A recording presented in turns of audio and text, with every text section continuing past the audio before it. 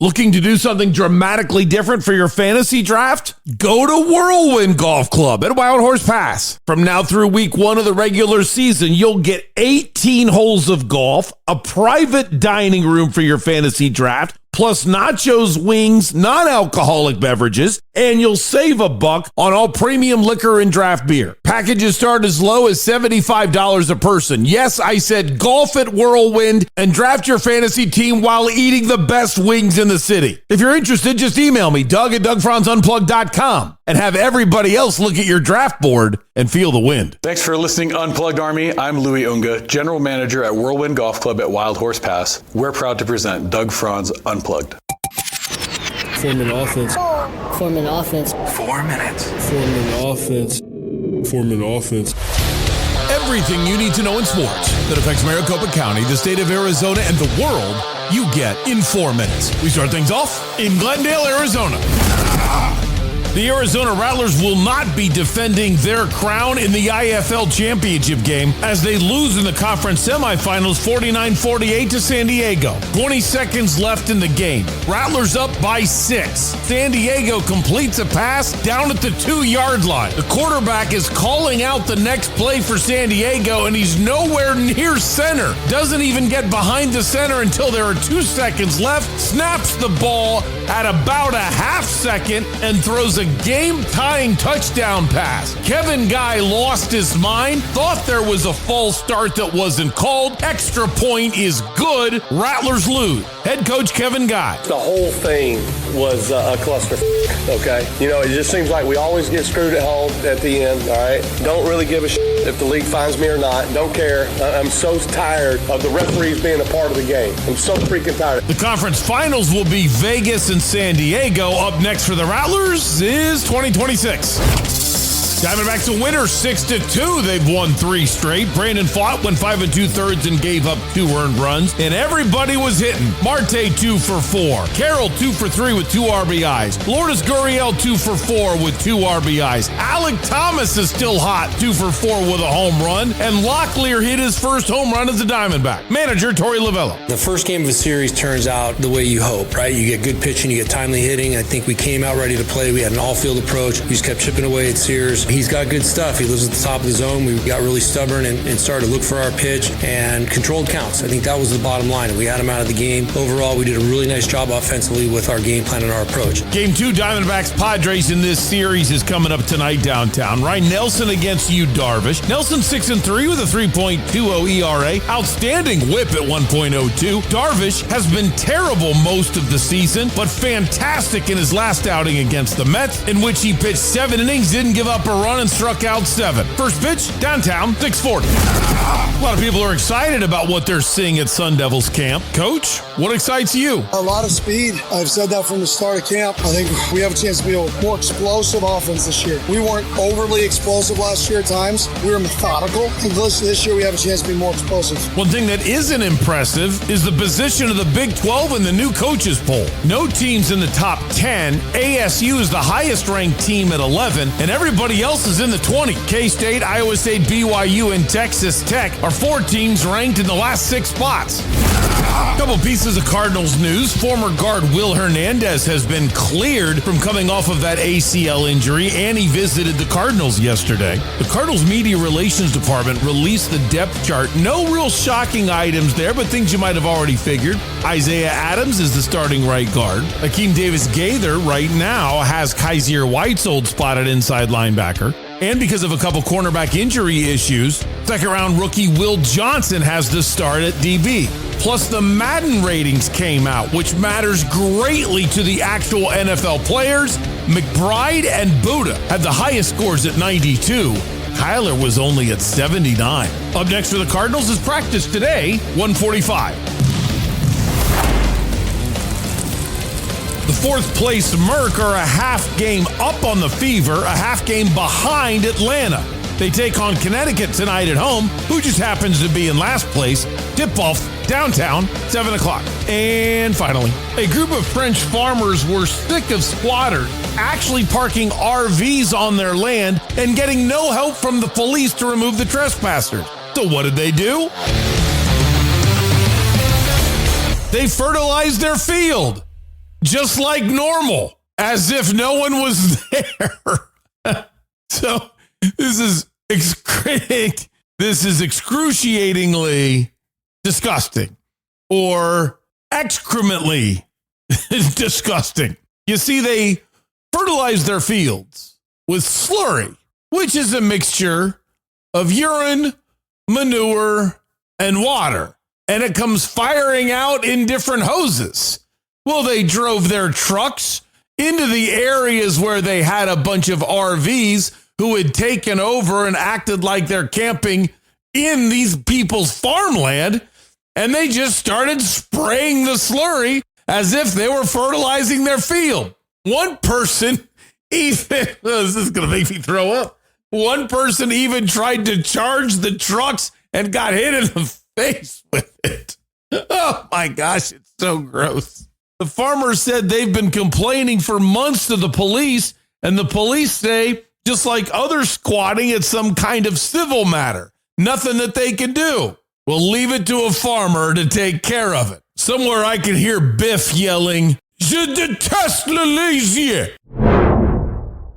Bell's Nashville Kitchen on Main Street in Old Town Scottsdale. Some of the items on the menu that are really standing out lately you would not think of. Our blackened salmon actually is extremely popular. Our jambalaya is extremely popular. Most people walk in the door for the chicken, but the menu is so diverse and so carefully created that you can definitely choose anything with your eyes closed and you're going to get a great dish. Bell's Nashville Kitchen on Main Street in Old Town Scottsdale. You found home, down home.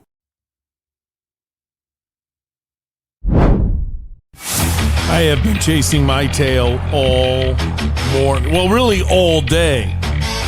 Landing, getting home, being too exhausted to do anything, going to bed, sleeping too long, watching 4 games, doing Town Hall Tuesday.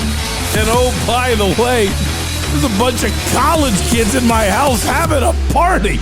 Good morning. Good afternoon, good evening.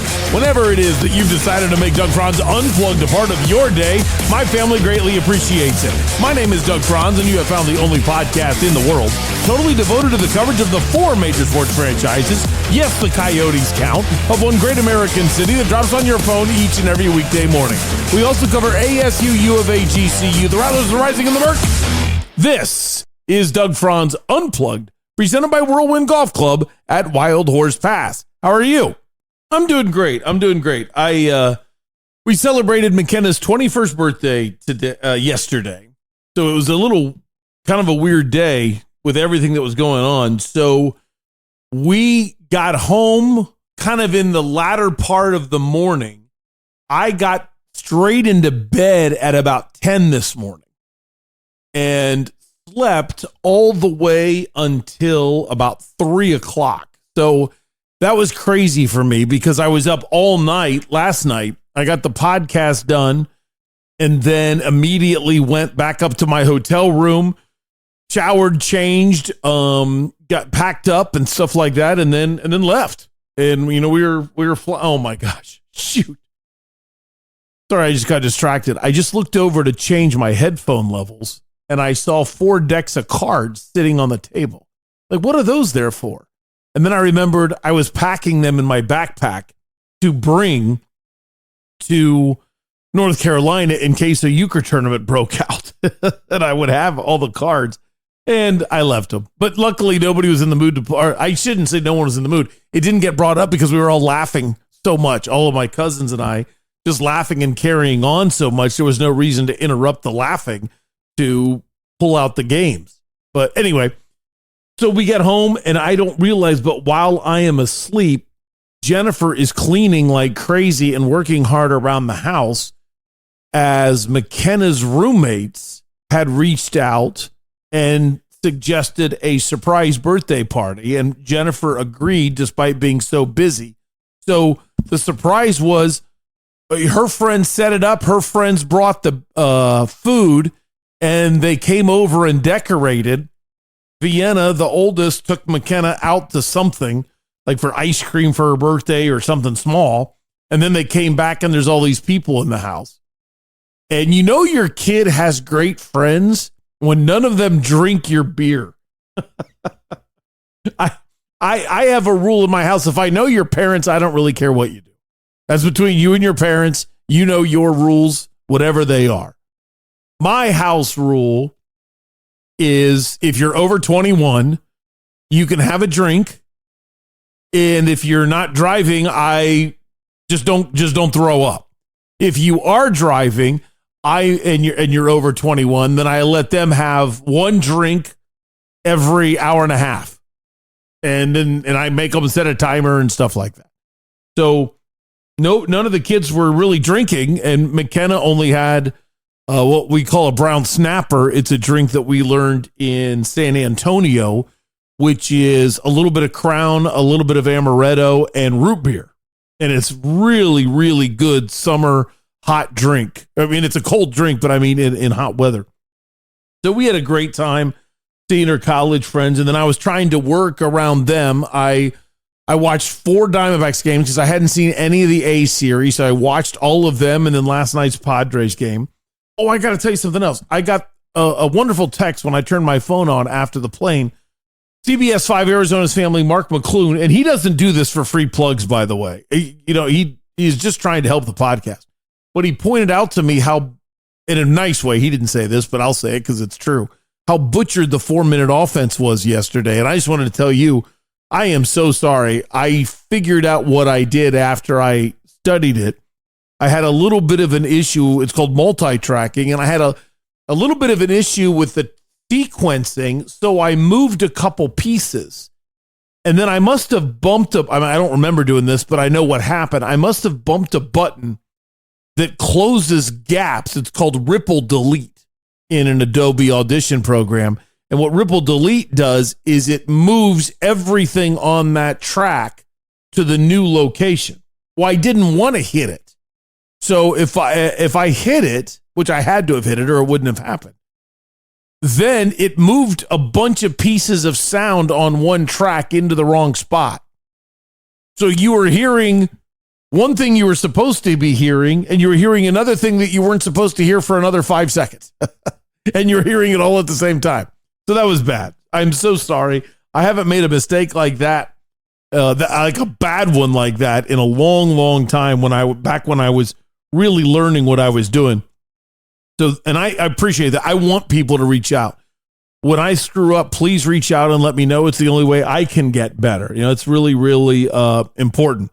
This week, man, crazy busy. Got a lot of things going on, but it's all good for us with going to practice for the Arizona Cardinals. I got a physical coming up on Wednesday. Man, I hate physicals. But at least I don't have to do Moon River. And then a big meeting on Saturday. I'll tell you more about it next week. Really excited about that. I'm on one hand, though, I'm bummed because I didn't set Camp Tonazona on my calendar. So since I didn't realize I was going to be Camp T this week, now I'm a little behind and won't be going to Camp T. But this meeting is so big and it finally got set, so I'm pretty fired up about that. I can't think of anything else. Hopefully everything's good in your life, and if it's not, reach out to the Unplugged Army and let's see what we can do about it. I told you about that one member of the Unplugged Army that's had some issues, and the issues are just plain and simple getting worse. So I'm still working with Desert Financial, and blame me on this one. I'm just so busy trying to get everything, some of the other things organized that I haven't reached back out to them. They actually, this time they sent me something before I left for North Carolina, but I was so busy getting ready for North Carolina that I haven't had a chance to look at it. Other than that, I think we're ready. Time for Doug's big one. It's my number one opinion of the day. Let's roll. Doug.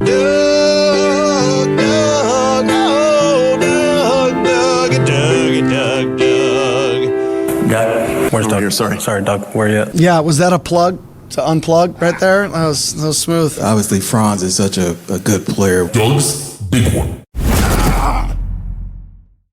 This is one of the worst parts of my job because very simply, you can lose friends over it. My job is to tell you what I think, and out of everything that's going on in the world, Diamondbacks winning a couple games, ASU and Cards football training camp, some baseball stuff that's, there's a lot of things out there that I could have an opinion. But my number one opinion is probably not going to sit well with a friend. And, I might lose him, and I hope not. But I heard one of the biggest cheeseball moves and real unprofessional meltdowns yesterday. Very unprofessional and just unfair and wrong. I just thought it was wrong, is the only way I can put it. Head coach Kevin Guy of the Arizona Rattlers lost last night in the conference semifinals, or you can call it the first round of the playoffs. There are 8 teams that make the playoffs, 4 teams in the East, 4 teams in the West. 1 seed plays 4 seed, 2 seed plays 3 seed. 3 seed upset the 2 seed over the weekend, so if the Rattlers win, they host the conference championship game. Instead, they lose, and now the 1 and 2 seeds both lost in the West. Rattlers up by 6, 20 seconds to go. They give up a good pass play that's caught at the 2-yard line. Great fight to get the tackle and not let the receiver into the end zone. 1st and goal at the 2 as the team is running up. They run the previous play with about 20 seconds left, and then they're all running up trying to get the next play spiked, or next play to go. And then on the next play, the quarterback takes the snap, throws a touchdown pass to tie it. Extra point, wins it. Big hubbub between the touchdown and the extra point, however, as there was a flag on the play. The flag was picked up. Kevin Guy challenged the play, and the ruling is the touchdown is confirmed, and the Rattlers lose. Now, not very often do I play bad words on the show. So if you have kids listening, I want to be really clear here. They're about to hear things you don't want them to hear. Not like sexual innuendos or anything, but just really bad language. But I didn't beep it for once in my life because I felt like you needed to hear, to follow along and make your own judgment. You needed to hear everything that was actually said. So I'm playing the whole thing for you. This is from Nick King's, from CBS 5's Twitter handle. So it's slightly edited for brevity to keep it moving, and the questions aren't included. But it's really the meltdown portion of Kevin Guy's press conference after the 1-point loss last night. I mean, our operations was bullshit. I mean, clock guy, the replay guy, they're fired. They won't work with me again. I tell you that right now. I got to have that information so we can make a decision. The flag was thrown, okay, for a false start, and then they went and reviewed it and picked it up, okay. I mean, it was just the whole thing was a clusterfuck, okay, and it just seems like we always get screwed at home at the end, all right. Don't really give a shit if the league finds me or not. Don't care. I'm so tired of the referees being a part of the game. I'm so freaking tired. He threw a flag for false start, then they go over there and pick it up. Okay, so at the end of the day, the clock. We thought the clock ran out. I'll go watch the game, see the film, whatever. But I am so tired of these kind of games at our place. Okay, we'll get into the meetings in the off season. And we need to put the whole referee system under review, okay? I'm just fed up with it, okay? It just seems like all these games always happen here at our place, okay? And, we scored a touchdown right before halftime. They call it back, saying hands to the face. Well, you know what? They had their hands all over us all night long. All night long. I bitched about it all year long, about these DBs wrapping our receivers up, pulling. They can't touch you after 5 yards. This is not college football. This is professional football. They cannot touch you after 5 yards, okay? And they got their hands on it. We got college referees calling pro games, okay? And that's the problem right now. They don't know the damn difference. I mean, the communication. It was a dog and pony show. I can tell you those guys. They won't be welcome back here, reffing here again. I can tell you that. I don't give a damn. We'll fly guys, 5 guys in from the East Coast every game. I don't care. That's them reffing in our. I am so tired of that crew, those same guys involved in it every freaking year. Okay, and then they tell me every year that Arizona crew is one of the best. That's a bunch of crap. Okay, that is a bunch of crap. So I'm tired of dealing with it. You know, I haven't seen it because the damn replay people wouldn't play the damn thing in our building. Piss poor production, just what I said. Okay. As I play more of it, not more, the same stuff, but from now on, I want you to know that I beeped out the other things as I replay some of the things he said. But my opinion is that was unbelievably unclassy. Number one, I shouldn't say never. I would bite my tongue like crazy to ever blame referees for why I lost. And you've heard me say it forever as a talk show host. Admittedly, the only time I have ever gone after referees in a hardcore way in the 15 years I was on Doug and Wolf, or the 4 years now that you and I have been together doing Unplugged, was actually an IFL game. I do admit that. The IFL championship about 4 years ago, I actually thought and still think it was rigged. The officiating was just so atrocious. It was almost like it was unjustifiably bad. That was shocking to me. This game, I was not there. I did not watch it. I only saw the last 20 seconds. I'll tell you what I thought. When I'm watching the last play, and all I know is the last play,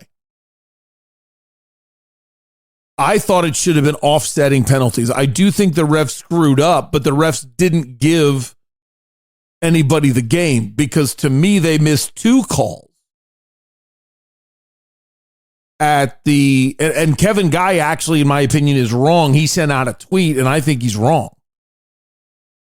When I watched the film on the last play, the quarterback is behind center and takes the snap.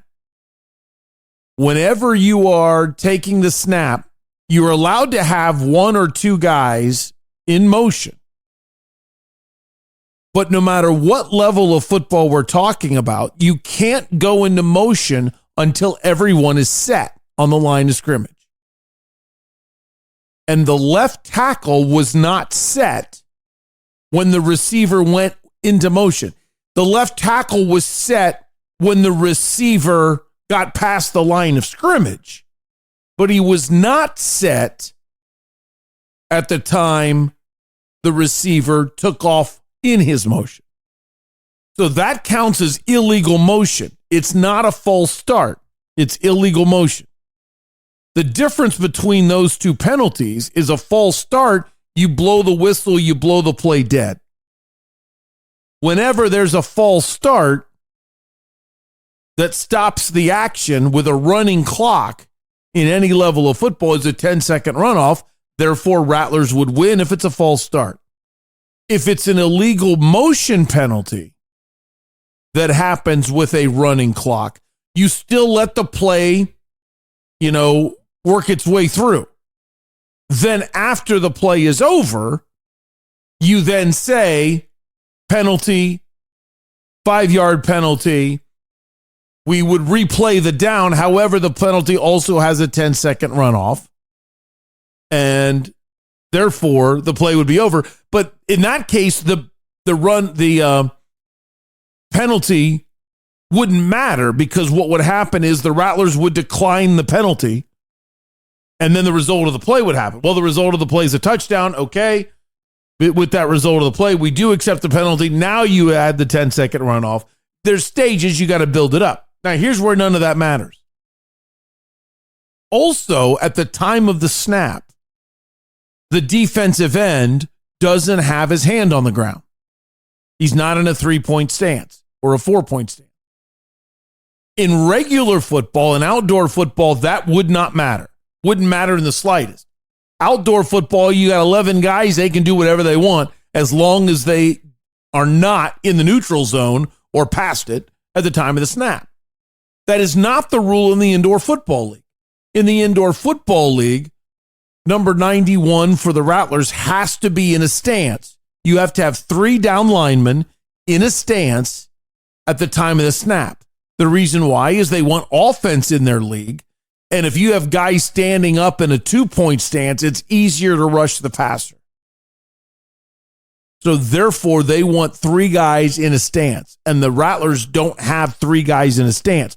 That's called illegal defense in the league.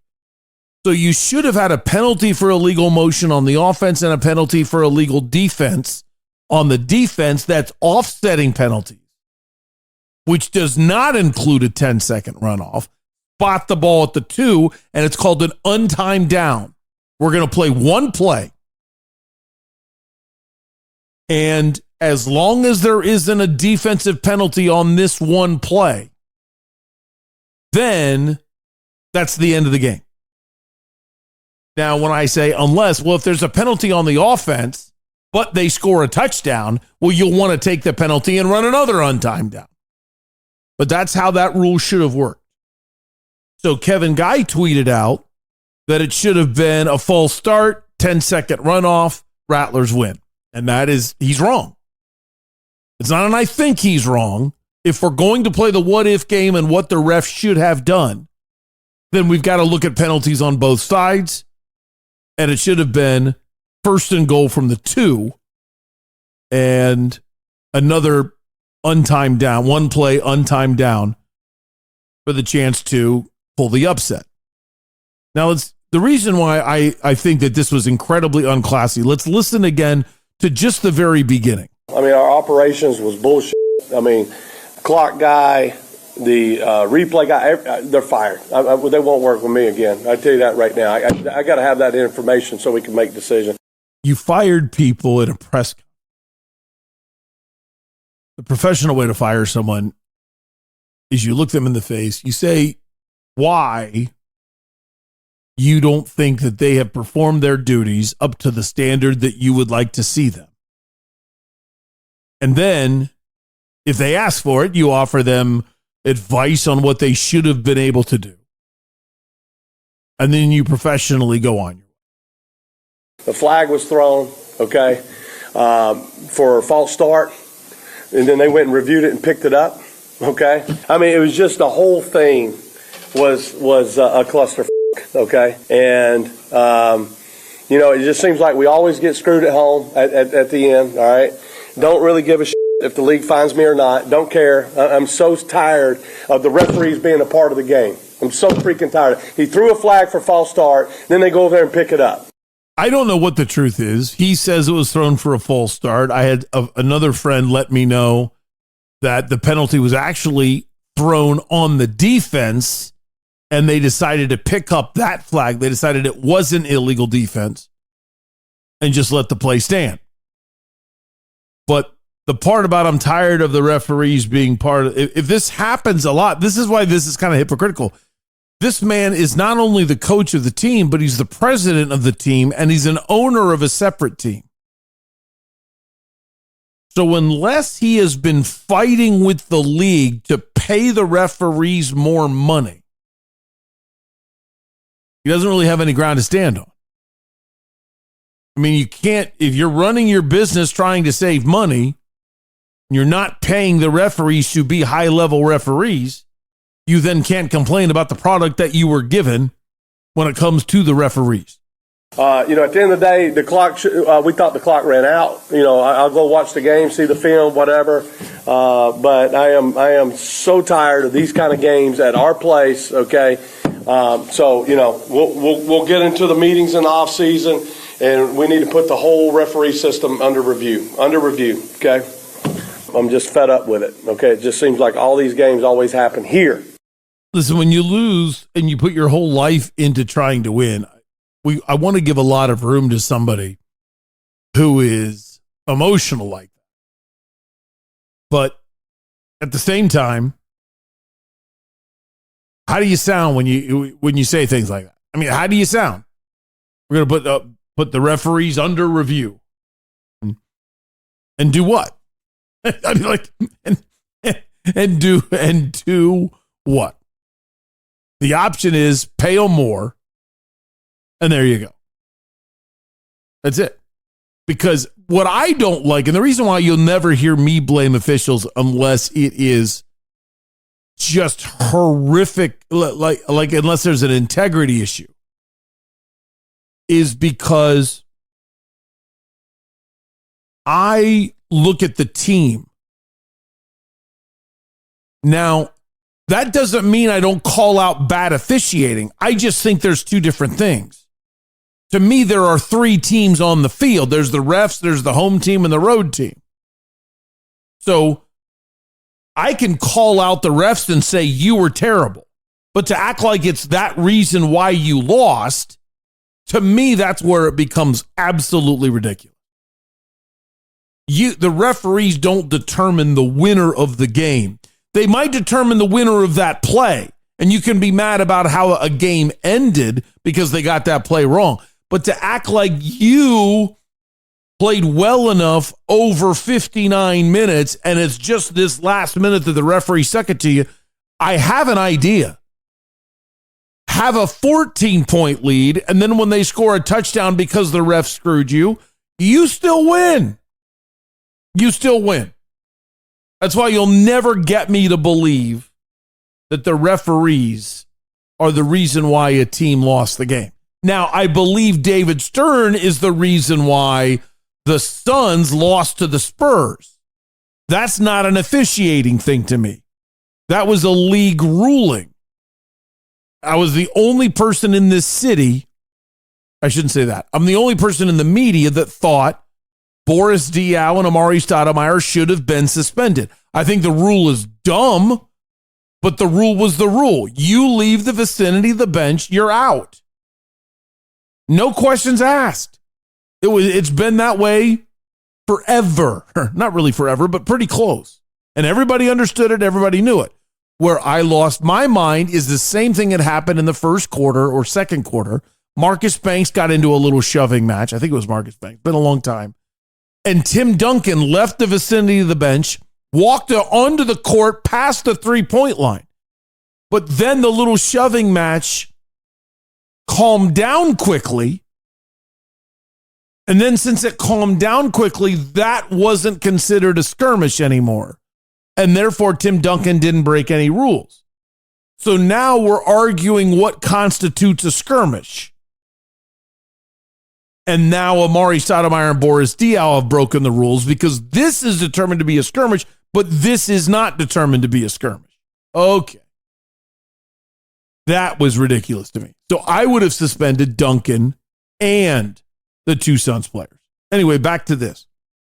You know, we scored a touchdown right before halftime. They call it back, saying hands to the face. Well, you know what? They had their hands all over us all night long. All night long. I bitched about it all year long, about these DBs wrapping our receivers up, pulling. They can't touch you after 5 yards. This is not college football. This is professional football. They cannot touch you after 5 yards, okay? And they got their hands on it. We got college referees calling pro games, okay? And that's the problem right now. They don't know the damn difference. I mean, the communication. It was a dog and pony show. I can tell you those guys, they won't be welcome back here, reffing here again. I can tell you that. I don't give a damn. We'll fly guys, 5 guys in from the East Coast every game. I don't care. That's them reffing in our. I am so tired of that crew. Those same guys involved in it every freaking year, okay? And then they tell me every year that Arizona crew is one of the best. That's a bunch of crap, okay? That is a bunch of crap. So I'm tired of dealing with it. Okay, it's just here's why that was ridiculous. If you have a guy that is the leader of the officiating group, and I've talked to the guy, and it's kind of funny. He was a pretty arrogant dude. When I thought I was going to be the Rattlers play-by-play guy, I consider myself a rules geek. I want to know the rules very well. I want to be taught the rules like a referee is. And I had 2 conversations with the director of officials of the IFL. I can't remember his name. And I was a little shocked at how arrogant he was, but he knew his stuff. So when I hear Kevin say that I'm tired of, you tell me that this crew is one of the best. Why don't you look at that and say, well, this guy knows what he's talking about, and maybe that's a downgrade on the rest of the officials. If this officiating crew ranks as one of the highest and you say they're terrible, well, then that shows you're not doing a good job of getting the best officials, which goes back to you're not paying them enough. Most of the officials that are doing IFL work are high-level college officials that probably want to be elevated. You know, maybe if you're a side judge, you want to be the back judge. Maybe if you're the back judge, you want to be the head referee in the college game. So in order to be a head referee, here's a good thing. Get promoted to a head referee position in the IFL, and then you'll be ready to go at the college level. I guarantee you college refs are paid more than IFL refs. So these guys, even though Kevin Guy is yelling and screaming, we have college refs at a pro game. I guarantee you the refs look at it the exact opposite. They look at it as I'm refereeing minor league football so I can get either better at my college job or be actually promoted in my college job. And then the business stuff, you know, I've been complaining about this and this and this. You know, obviously you don't have the pull to get anything done. And that's on you. I mean, if it's been going on all year and you haven't been able to get it done, you know, maybe that shows you that this league thinks you whine too much. If it's somebody that hardly ever says anything and now they're saying, hey, this isn't getting done, they probably react differently if you're somebody that doesn't say that very often. You know, I haven't seen it because the damn replay people wouldn't play the damn thing in our building. Piss poor production, just what I said. That little ending there I found strange. I found very, very strange. Last year, I was working for a small television station. And that television station secured the broadcast rights, the streaming rights for Rattlers football games. There was a clause in the contract that if the Rattlers decided that they didn't, whatever reason, it didn't matter, whatever reason they didn't like the broadcast, they were allowed to pay a certain dollar figure, I don't remember what it was, and just terminate the contract. They chose to do that after one game. I want to tell you, I did not broadcast that game as well as I had hoped to. I thought I did a good job, but not a great job. And I said something during that broadcast, which was pretty stupid, to be quite honest. I thought the broadcast itself was really rudimentary. It was tough for me because I had no director telling me what was about to happen, and I just had to adjust on the fly, which is a little unnerving. But, you know, I think, hey, be a professional, you know, suck it up. I thought the post game was just really, really cheesy, really cheesy. And I don't think we put enough energy and effort into it. So do I think we deserve to be let go? No, not at all. I thought that was a really poor decision on the part of the Rattlers. I don't say this as sour grapes, but here's what I find interesting. One of the big issues was the arena had said a lot of things were going on between the arena and the TV station. The arena was telling me how bad the TV station was screwing things up. The TV station was saying how it's impossible, absolutely impossible for the two things to be crossed for TV to have anything to do with whatever was wrong with the arena. I don't know what I'm talking about. I want to be clear. I just remember clearly what each side was saying that was the other side's fault. And I have always believed Kevin Guy, one of the reasons why he made the decision was because he couldn't be wrong about the arena. He took such a gamble taking the team out of downtown and moving them to the west side. Here's why I bring all that up. All of that is on Kevin Guy. every decision from that franchise is about Kevin Guy.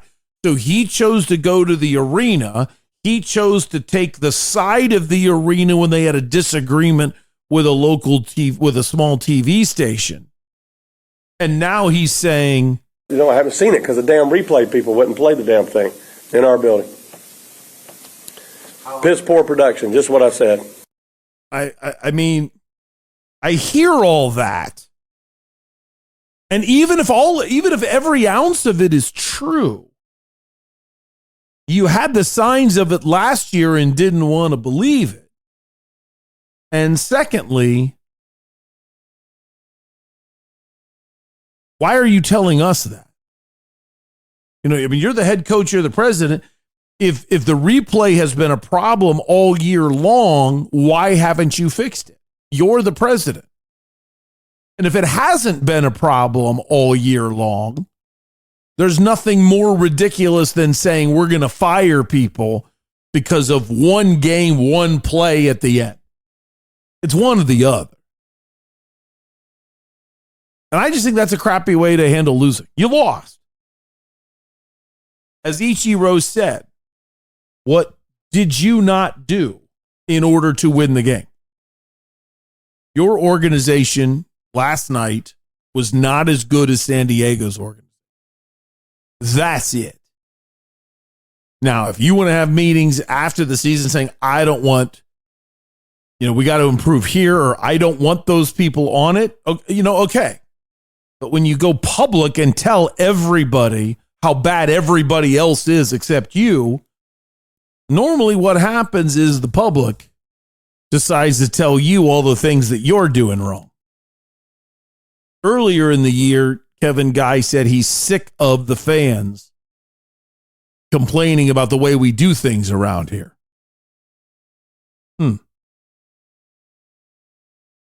This is a champion. This is the greatest indoor football coach of all time, by the way. Greatest one. I mean, it's not even up for debate. It's really dumb to talk about Coach Kevin Guy in a negative light at all when it comes to results. Now, if you want to choose to discuss how he gets those results, that's none of my, I don't know. I don't know if there's things that go on behind the scenes that nobody would want out. I don't know if everybody in the league cheats and he doesn't. I don't know if he's the only one that does something and nobody. I don't know any of that. I just know the man wins. And nobody in either the Arena Football League or the IFL has been able to keep up with him on a consistent basis, and how often they go to the playoffs, and how often they're competing for championships, and how often they win championships. He deserves every ounce of credit as the greatest coach in the history of indoor football. And I have done some unprofessional and unclassy things in my life that I am absolutely not proud of. And to this day, wish I didn't. But to me, when he gets his fine from the league, the way you handle it is you issue a statement or you call the writer for the Arizona Republic who's been unbelievably loyal. When I say loyal, I don't mean to the Rattlers in a suck-up way, but I mean in covering them all the time. You give that man an exclusive interview and you apologize. You say, this is not acceptable behavior. I flew off the handle. I was emotional. I said some extremely unprofessional things. And I just want to apologize to the people that I affected, namely the officials, the clock operator, and the video production team at the arena. They did not deserve that kind of abuse. I have to coach better. That's what has to happen. Everybody needs to be better, and it needs to start with me. That's it. And then you move on. Then everything else I said was moot, because once you say those words and you mean it, well, then you're a human being. and you deserve forgiveness. And that's Doug's big one. In next week's Town Hall Tuesday, I'd love your opinion of this Doug's big one. I mean, normally I don't go into a 30-minute show on Rattlers football. I used to be heavily involved in the Rattlers, and I wanted to help a great deal.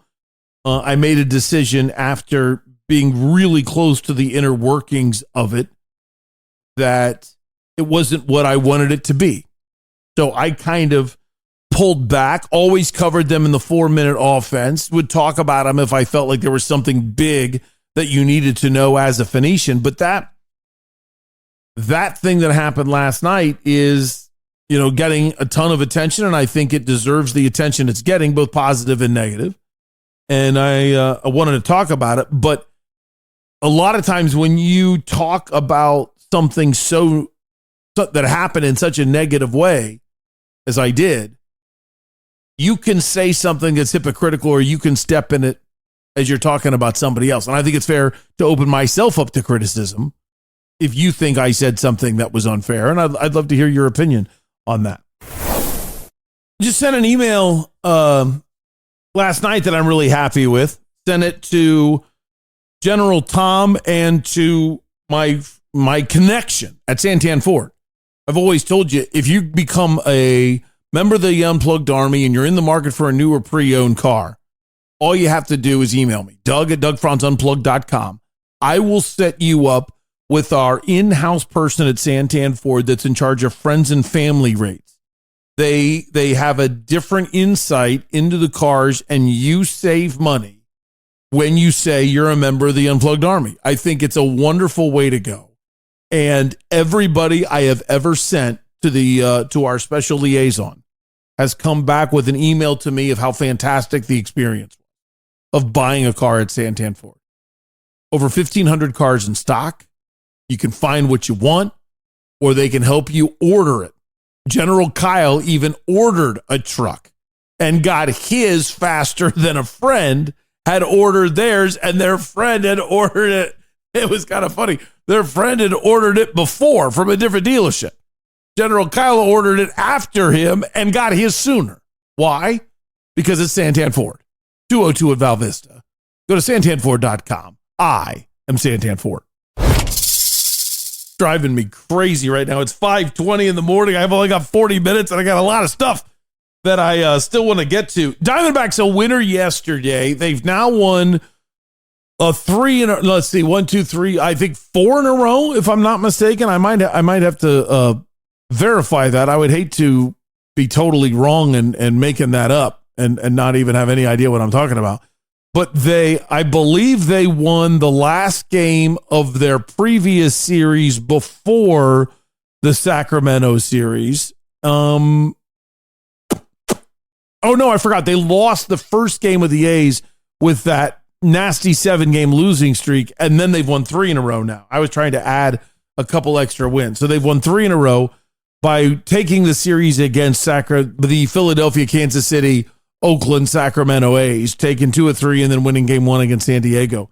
But clearly playing better baseball. All I've been arguing about is just play better baseball.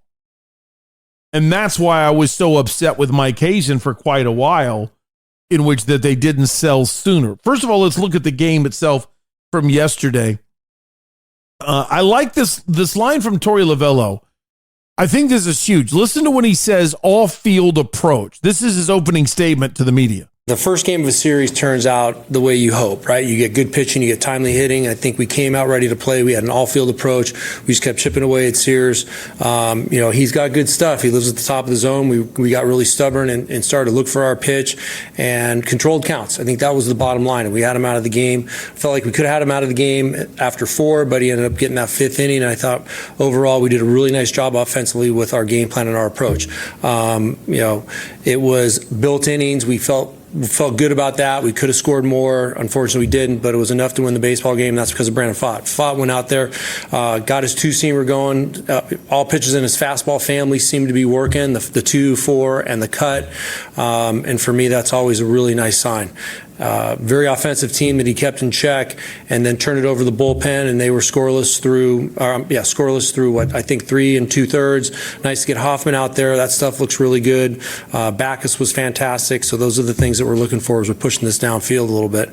Thomas stays hot. It was good to see Locklear get his first home run here. So a lot of really good signs, and you're starting to see some of the characteristics of what this team can be. It's just a matter of going out there and being consistent and doing it every single day. Without some of the pop, when you don't have a Suarez, you don't have a Naylor, you should no longer be sitting there waiting for the home run. Earl Weaver, old manager of the Orioles, used to say, he hated stolen bases. He hated the running game because he's waiting for the 3-run homer, and you can run yourself out of an inning. This team needs to not go for pop. They need to drive the ball the other way. So that's what he meant by having a good approach. Drive the ball the other way, drive the ball where it's pitched. That's huge. And then get on the bases, steal some bases, and get moving, get running around a little bit. So that's vitally important, and they did that. And I like him saying all field approach. Quit going up there and trying to hit leadoff grand slams. Hit the ball where it's pitched and get on the bases. And then do crazy things when you're on the bases. Crazy good things. I want to tell you about Alek Thomas. It's only August 5th today. Okay, so it's on the one hand, it's ridiculous to even do this. But let's just look at the stark contrast. I wouldn't do this if we're talking about the difference between June and July. But because of what the trade deadline means on August 1st, because of the conversation with Mike Hazen and Torey Lovello and the conversation they had with the players after the trade deadline, and Alek Thomas admitting publicly that he's been saying for years to the Diamondbacks, just give me a chance, give me a chance. And he's always felt like, there's always something going on. This was Mike Hazen saying there's 50 games left. We're evaluating every aspect of your life to determine whether or not we need to move on from you or whether you're somebody we can build around. Now's your chance. Because of all that, I think it's okay for me to compare July and August because there is a clear line of demarcation. Remember slash line, 300, 400, 500. I keep repeating it because you're in the car or you're busy, and it's hard to listen to a podcast and really focus, and numbers don't translate sometimes when you can't see it. So I want you to just be able to listen to those qualifiers and then remember your slash is an easy way to look at 3 important stats: batting average, on-base percentage, slugging percentage. July slash for Alek Thomas, 214, 279, 375. He is mostly less than 100 points. I shouldn't say less than. For the most part, he's more than 100 points away from where he should be to be an elite player. With his defense, you can accept those numbers being a little lower. I think with his defense, you'd like to see 260. I would still say 400 on base, maybe 390. And I think I'd be okay with anything above 420 in slugging. He's nowhere near those numbers. Now, his August numbers, his August slash, you want 300, 400, 500. 600, 625, 1,000. That's what he's doing in August. Wow. That's pretty unbelievable. If you don't mind me going breakdown on the game, there's a couple things that happened I thought that was really interesting in the game. And we can still see glimpses of what the season should have been and also glimpses of why it is what it is. Why have they not done well? Lourdes Gurriel Jr. did something in the first inning that amounted to nothing and was outstanding. And I just want to refer to it so you know to look for it again.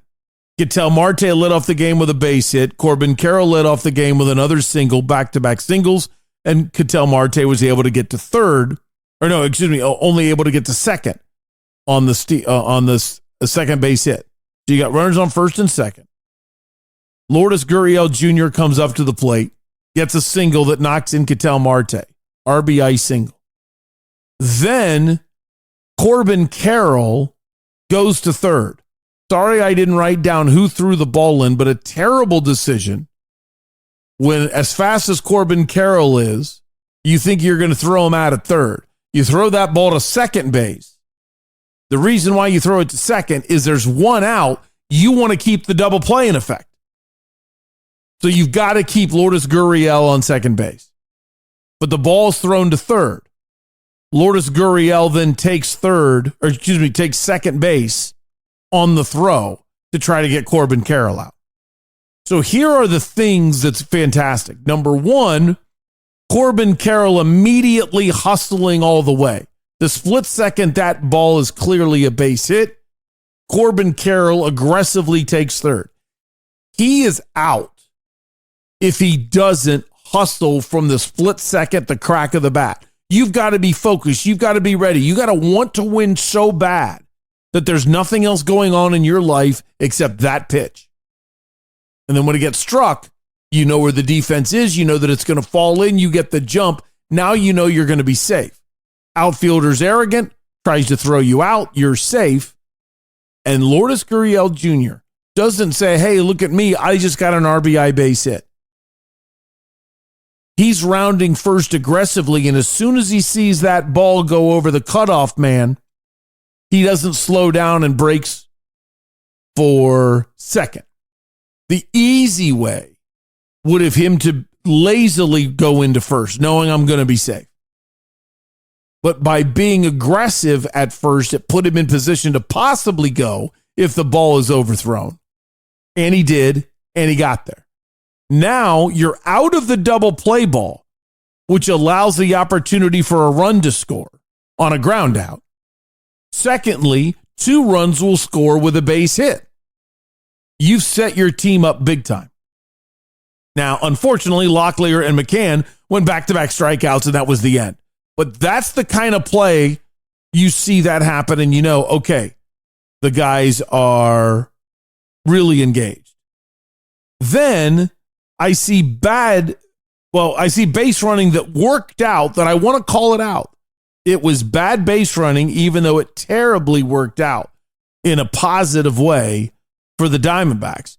Corbin Carroll hit a sac fly in the second inning that scored Blaze Alexander. Alec Thomas was on second base.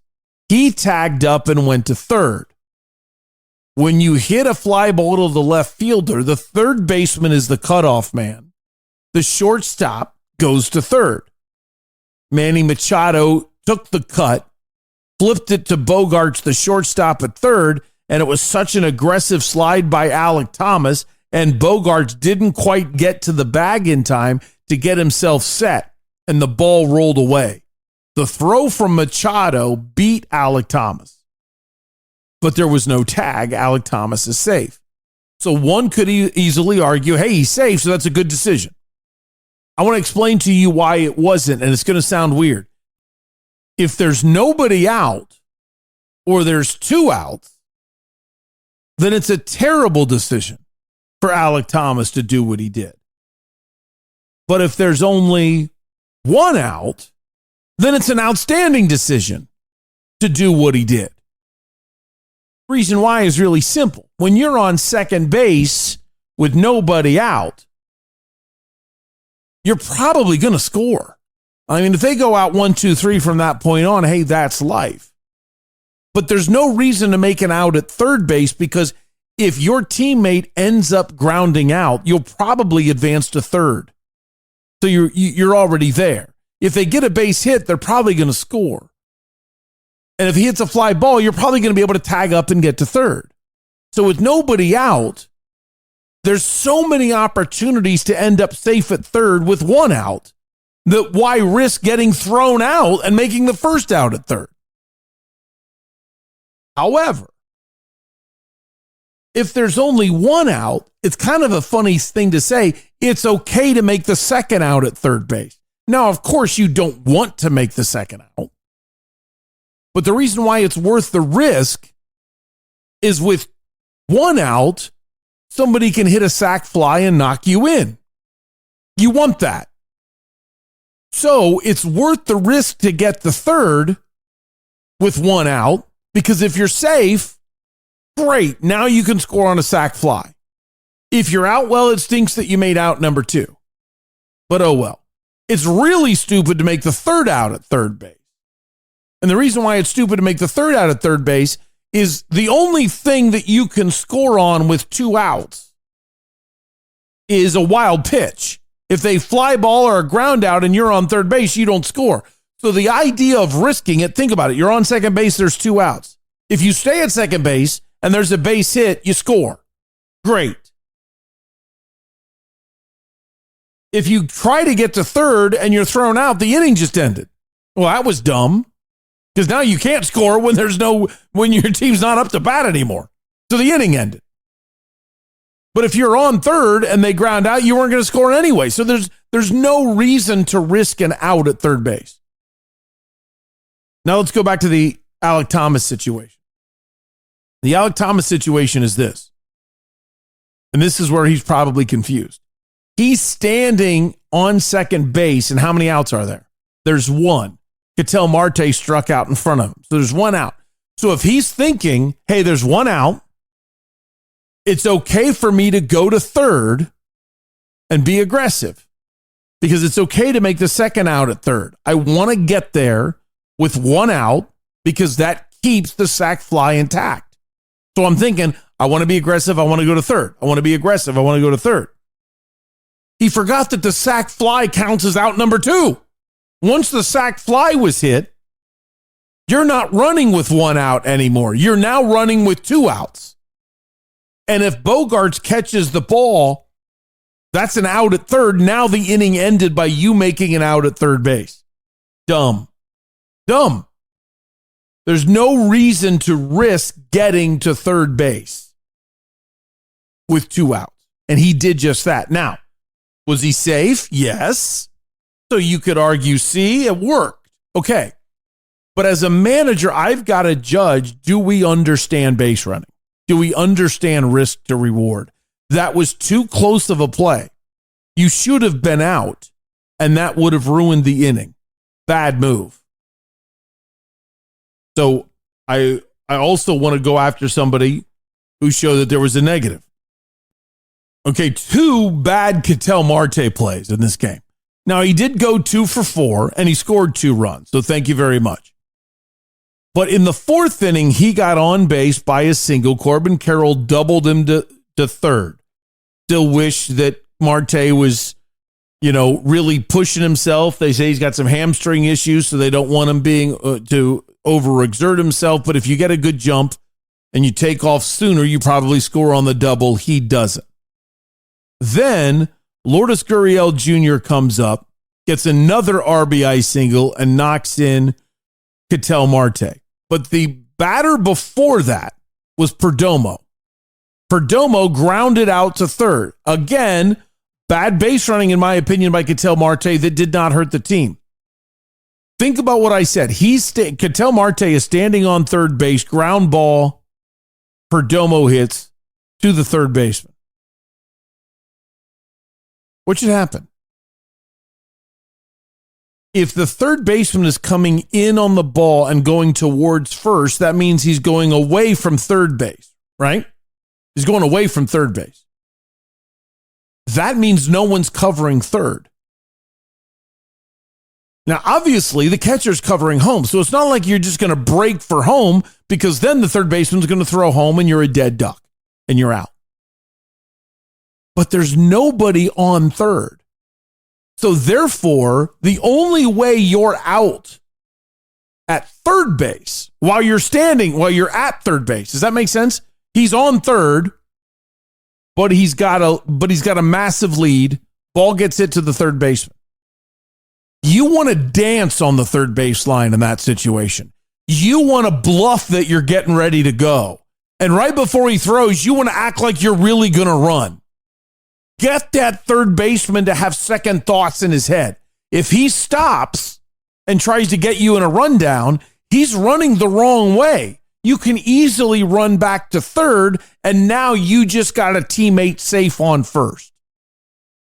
If you dance enough, it screws up with his head and he makes an error.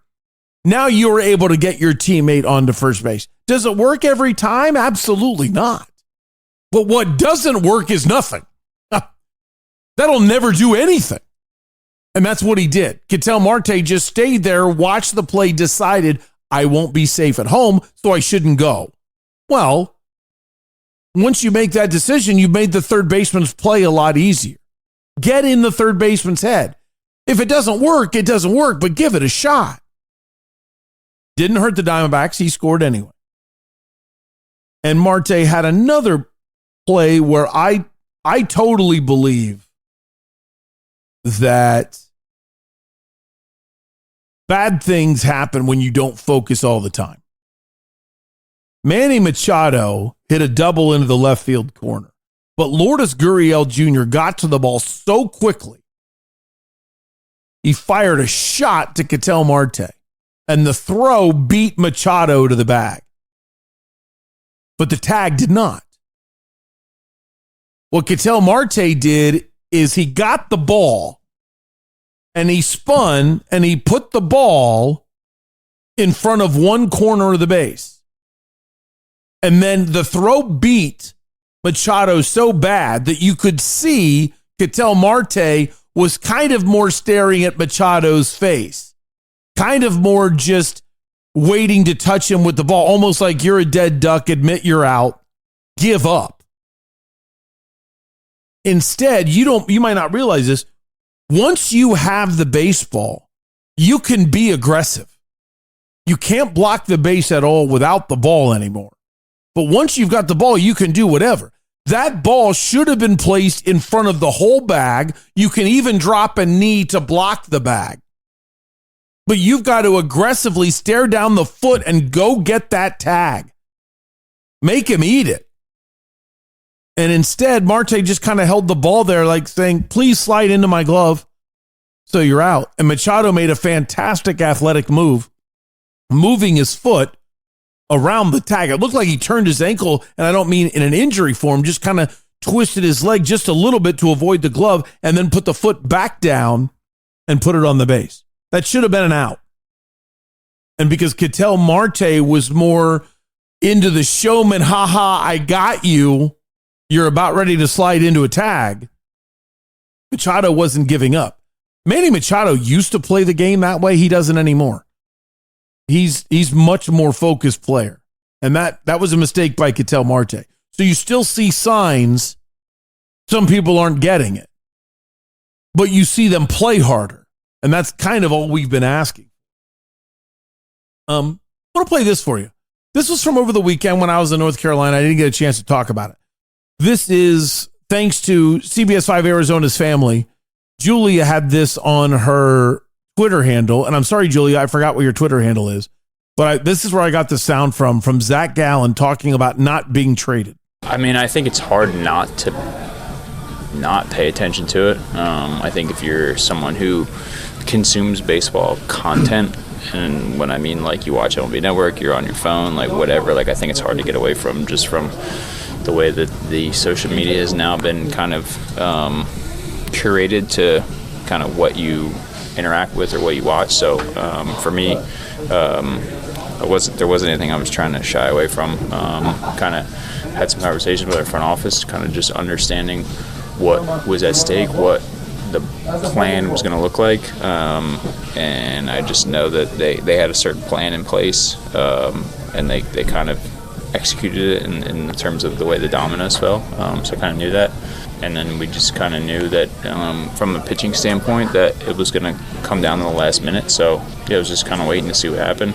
And then Hayes called me like right after and was like, hey, I didn't trade you. And yeah, I mean, it's, kind of this year didn't pitch well. So I kind of put them in a tough spot to be able to get any kind of crazy value. But for me, it's I think it'll be a blessing in disguise to be able to spend 2 months here. Be able to figure out what's a place that I'm comfortable with, place that I can still be myself. But yeah, so we'll see what happens. The reason why I played that for you is I liked the fact that he was just so brutally honest. I put them in a tough spot because they couldn't get crazy value from me with the way I've pitched. I really respect it when people acknowledge he's right, and he did. But I really appreciate when people acknowledge what's at fault here or where they're at fault. That's powerful. That he accepts that and he realizes.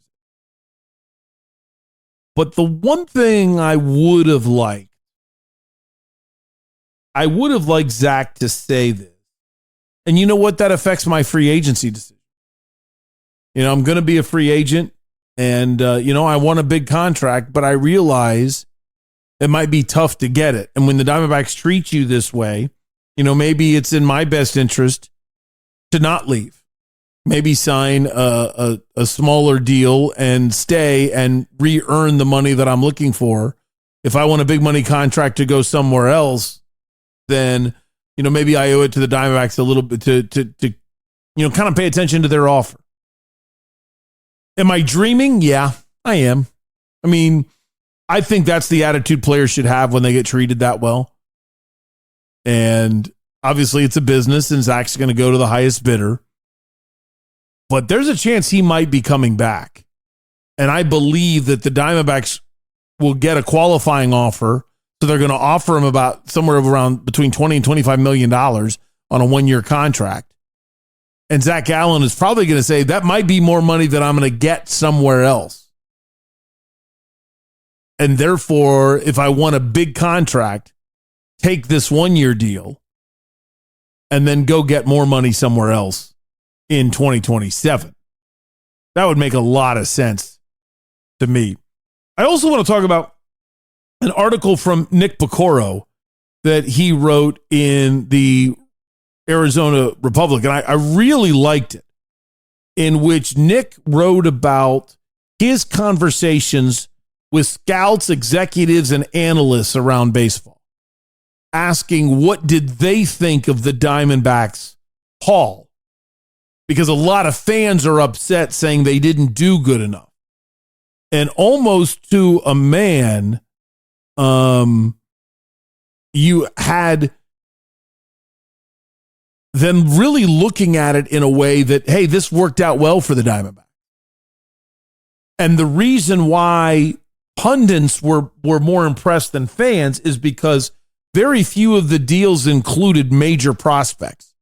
But all of the pundits were saying those days are gone for rented bats.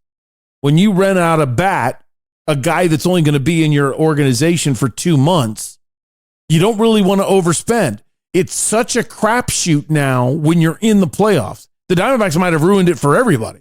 It's such a crapshoot when you're in the playoffs that you don't want to trade a player that might be helping you make the playoffs for 5 years for a player that might help you get into the playoffs for 2 months or might improve your stock in the playoffs. That's not enough of an incentive for some of the teams. So with that being the case, and all of the industry feeling like that, therefore the industry is impressed with the Diamondbacks did. I think it's a really important conversation piece. But do you mind? I'm not trying to be arrogant here. I'm going to flip what Nick is reporting and say, this is why I still think I'm right. The individual deals, because of all those parameters by Mike Hazen, I think he deserves good grades for. I think those were good trades. Overall, I think he gets a D. I think he did a bad job overall. And the reason why is you can't use the excuse nobody's going to give you something good for the last 2 months of the season when you could have gotten something good for the last 4 months of the season. You would have gotten a lot more if you would have made those deals at the beginning of the middle of July, the beginning of July, and you really would have gotten a haul if you did it in June. And you want to go for big money, do it in May. And man, it was obvious this team had checked out. This team wasn't playing hard. This team wasn't playing good baseball. And you held on for some little bitty hope. And you can't do that. You want your manager to do that. But you as a general manager, you can't. If your present isn't going to be good, you've got to immediately look to the future. And I think it's worth your time to read Pecoro's article to feel good about what Hazen did at the end of July, but to feel bad for what he did from March through July. Yu Darvish is going tonight. It'll be really interesting to see where he's at. Yu Darvish has had about 5 starts since he came back from injury. The first 4 were terrible. He's 1-3 with a 6.46 ERA. He's not doing well until his last outing. Now, did he just get lucky or did he find something? They played the Mets. He went 7 innings, struck out 7, didn't give up a walk or a run. Much better. So we'll see what kind of Yu Darvish we get today against the Diamondbacks. All right, coming up next, let's talk some football. Cardinals news, ASU news. We got a lot to talk about, and we still have Town Hall Tuesday, and it's almost 6 a.m. This is a failure by me, big time. It's Doug Franz Unplugged, presented by Whirlwind Golf Club at Wild Horse Pass. You know what time it is. It's summer in Arizona. You've got to have the Parker & Sons phone number ready to go. Air conditioning in Phoenix is too important to trust anybody but the best. Parker & Sons were recommended to us when we first moved here. That was 17 years ago. They've been on time every time. They've gotten it right the first time, every time. Call 602-2-REPAIR. That's 602, the number 2, then REPAIR for Parker & Sons. It's big, it's juicy, it's meaty. Get your burrito at Burrito Express. If you're having a hangover, a bad day, even a good day, still get your burrito at Burrito Express. It will make you feel better.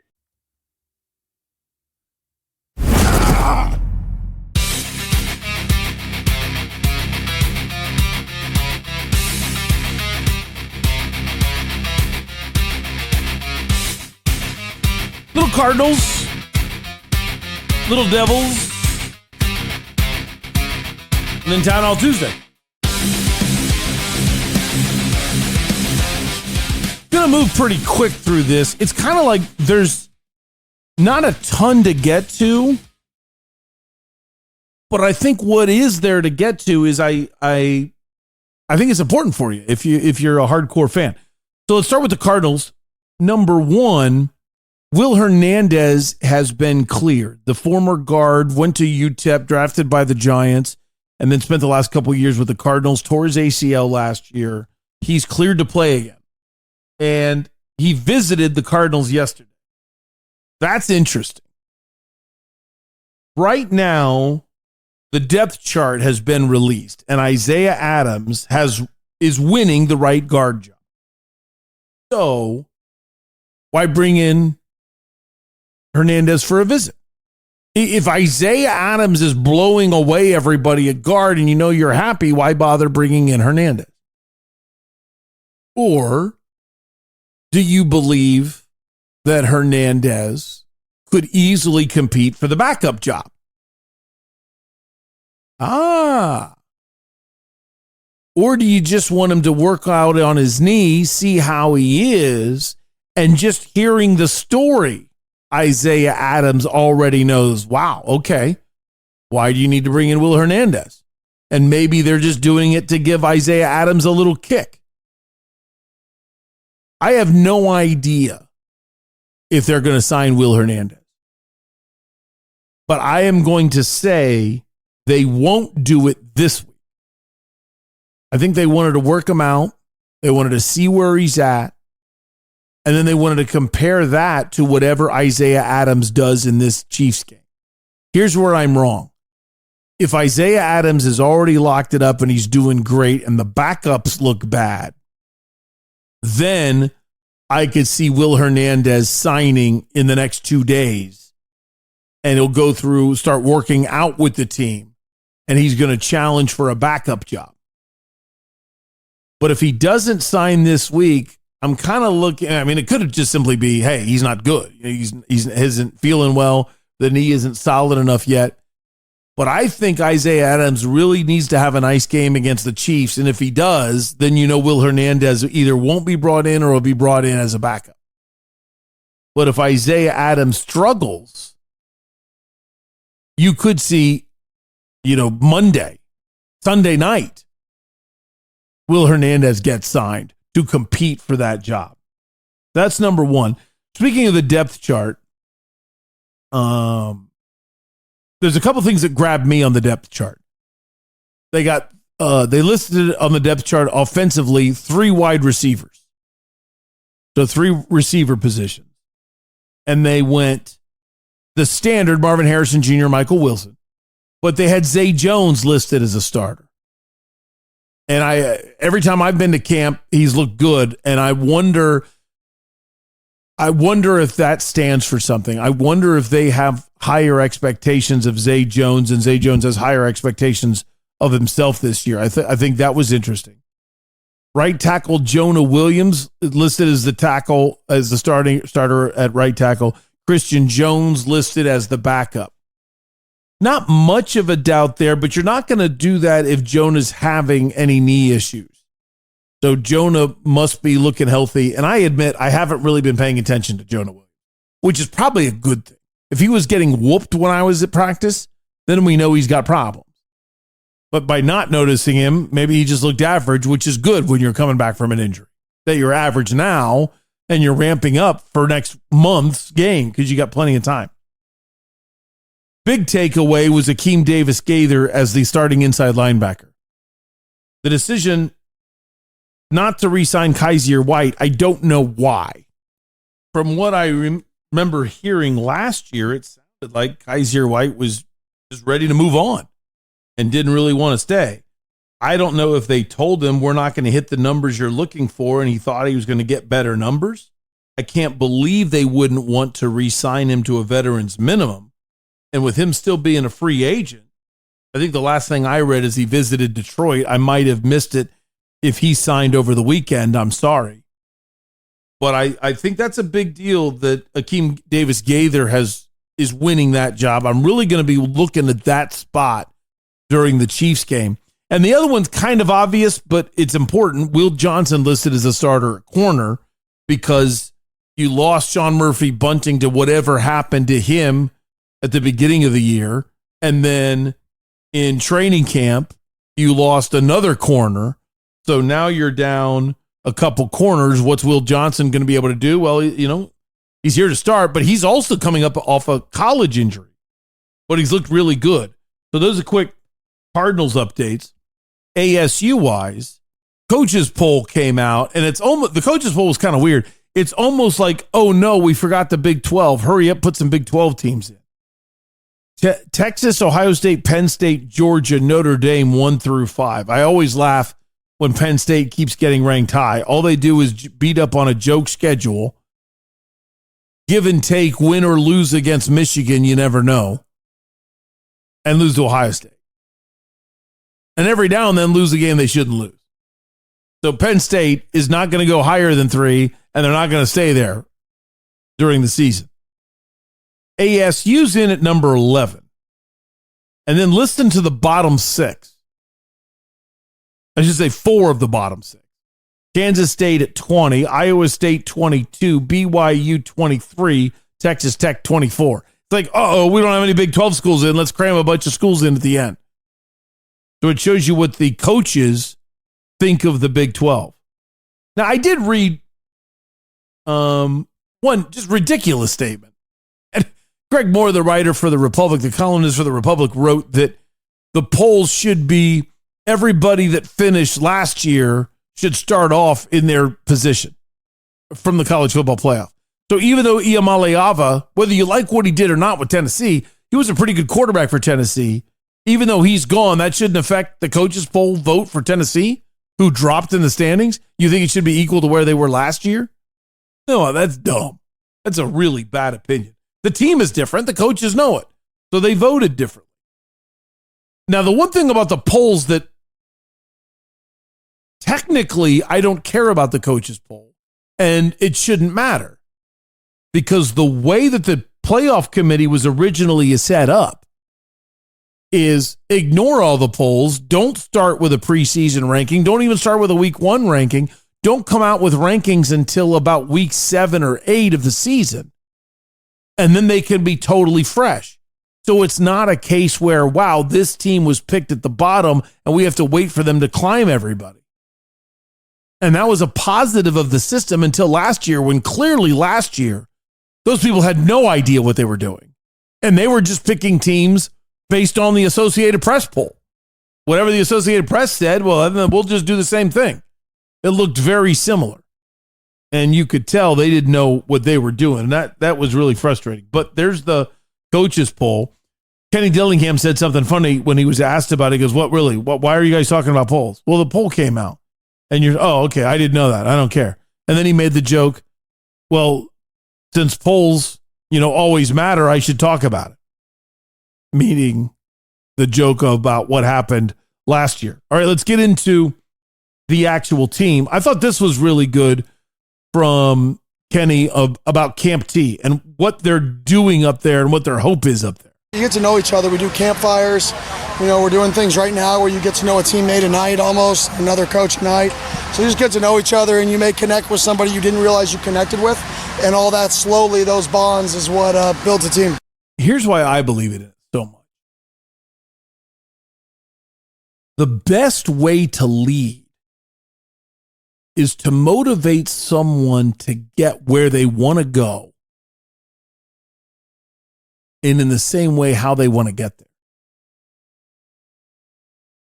Sometimes it means someone has to get outside their comfort zone. A good leader helps someone get out of their comfort zone or forces them out of their comfort zone. And the way that can be done is by knowing who that is. But you can't force someone out of their comfort zone if they don't trust you. If they don't trust you, then it becomes about, like, who are you? Go, like, no. And now you just started an argument. You haven't motivated. But you go to a place like Camp T and somebody opens up about a difficult situation in their life. And then imagine it's the third quarter of a game 10 weeks later and that person's struggling. And you say, you remember that time in 8th grade that you've never forgiven yourself for? Yeah. Yeah. I know you're going to feel the same way now if you don't bring it. But if you bring it, you'll erase all doubt. Come on. Like whatever it is. Like, of course I made that up, but you get the point. A leader will get a lot more touch points on how to lead certain individuals by going to an event like this. And who knows which freshman or sophomore learn to be a better leader for when they're older by how they watch the Sam Levitts of the world in this setting. And who knows what Sam's going to do. Sam Levitt went to Camp T last year hoping to become the starter. Now he's there leading the troops. It's an entirely different mindset, and it's all positive. I love that. Absolutely love that. Here's a question. I didn't quite hear how it was phrased, but it was something about how impressive the interior defensive lineman was and is. And listen to how strongly Kenny endorsed them. Our interior D-line last year was unsung heroes. Our D-line in general was unsung heroes. We did an unbelievable job versus the run and getting almost everybody but one person back and then adding to that room and then that room getting bigger and stronger. That's the room that I'm most excited to see face somebody else. Is that room, because they were good last year, but they peaked last year at the end of the year, and then they all got bigger and stronger. So I'm really excited to see what that room and what those individual players do on Saturday. They peaked at the end of the year, which is a positive, meaning you're getting better every game. And then in the offseason, they got bigger and stronger. With the intelligence of this coaching staff, if you physically have the ability to stop the run, game over. Game over.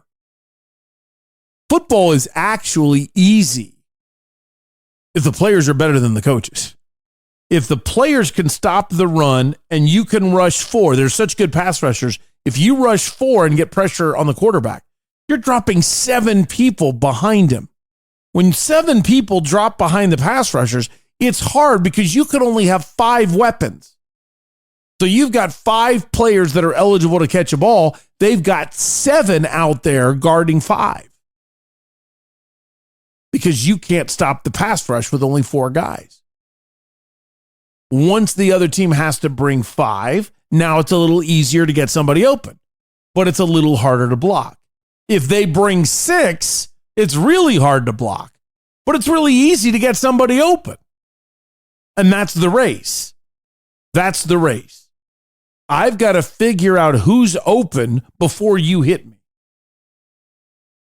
And when you hear Kenny Dillingham complimenting the interior defensive line and saying, I can't wait to see what they do against somebody else,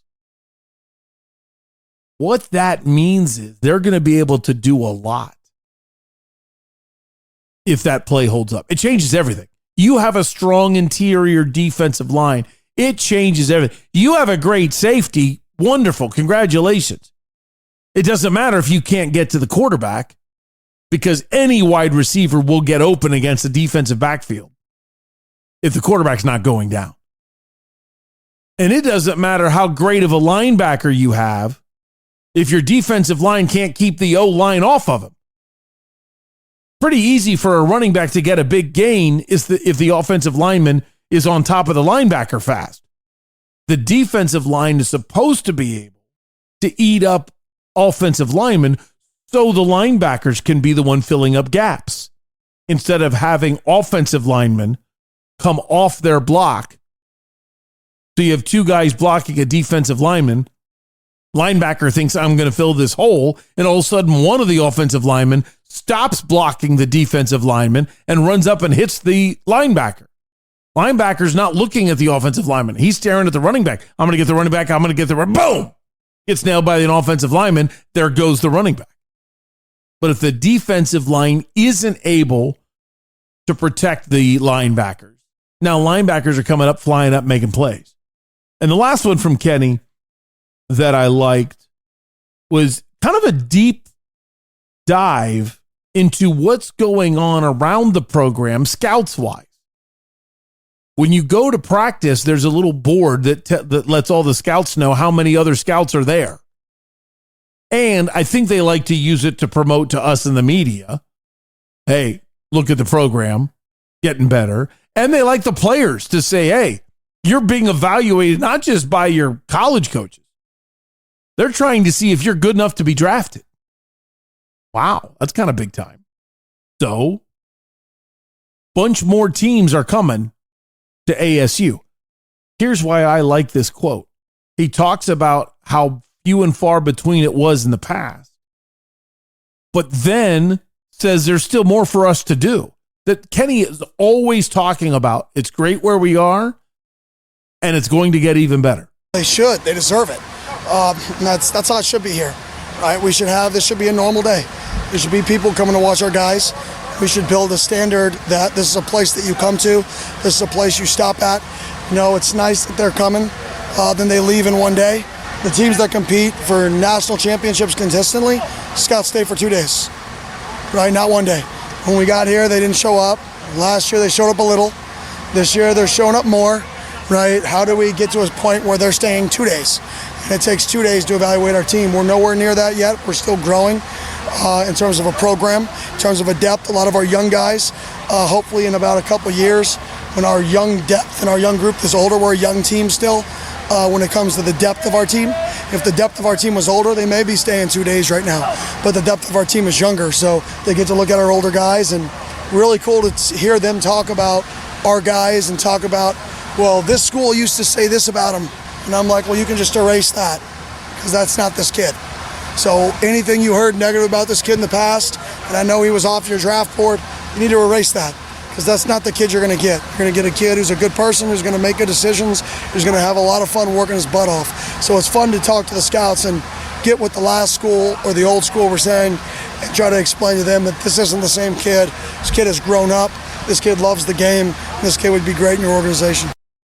Remember when Kenny not only took the job, but ever since he's had it, he's talked a lot about when you're from here, you take here for granted.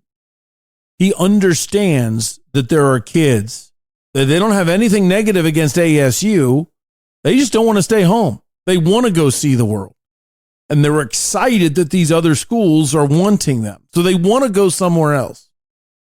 And then when they get to that somewhere else, the first thing he always jokes like this, and he says, they realize this place sucks. And Arizona's the best. And now I want to come back to Arizona. So I'm either going to get you the first time you're available, or I'm going to get you the second time you're available. Well, when you hear him talk like that, that's another phrase. Hey, this guy went to this program. They're speaking negatively about him. And here I am telling the NFL scout, that's not who this kid is. He either never was like that or he's not like that anymore. Who's that going to resonate with? Going to resonate with the kid that's in the transfer portal and left Arizona and is now saying, man, I want to go home. Pretty cool. Camp T coming up this weekend. Camp T is on all the rest of the week, and with the scrimmage coming up on Saturday. Pretty cool. Pretty cool. And I think it's just a fantastic tradition. All right, coming up next, of course, it's Town Hall Tuesday on Doug Franz Unplugged, presented by Whirlwind Golf Club at Wild Horse Pass. Here is Sue Rigler on starting 100 Mile Brewing Company. What started 100 Mile Brewing Company is I actually have a degree in microbiology from ASU. Go Devils. And went back to school. I found out that UC San Diego had a brewing program, so I enrolled in that. And with the intention of opening a brewery, I came back to Tempe because it's Sun Devil country. I wanted to open a brewery in Tempe, which fresh, it never gets old is our tagline. And I'm pretty much a stickler about fresh beer. It's got to be fresh. Otherwise, it's not going to be served here. Hear ye! Hear ye! Oh yay! Oh yay!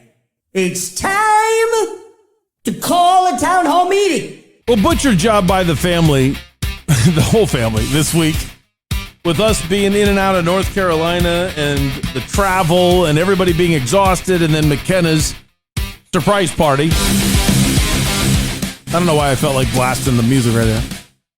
We don't have any family members that were available to record with me doing Town Hall Tuesday, number one. And then number two, to make it worse, is the fact that, well, it's right now 6:13 in the morning. I'm already 13 minutes late, and I don't even have the program edited. I don't have Versus Vegas researched, and I'm so far behind.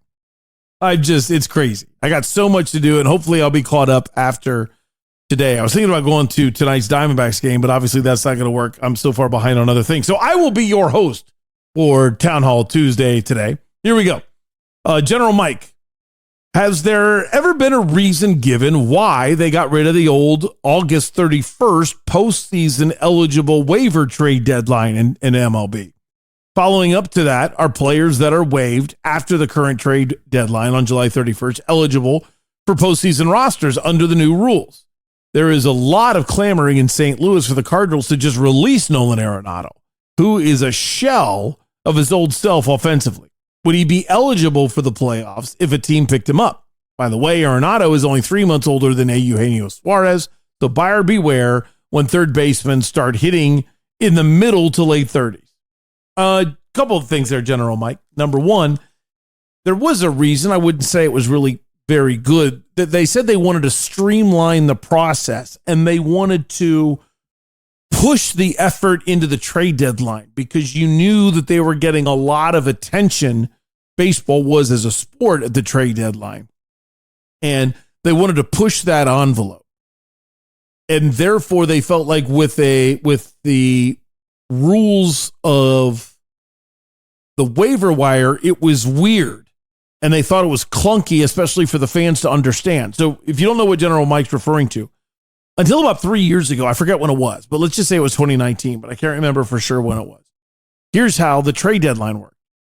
You could still make trades after the trade deadline. Yeah, a lot of people don't even like hearing that.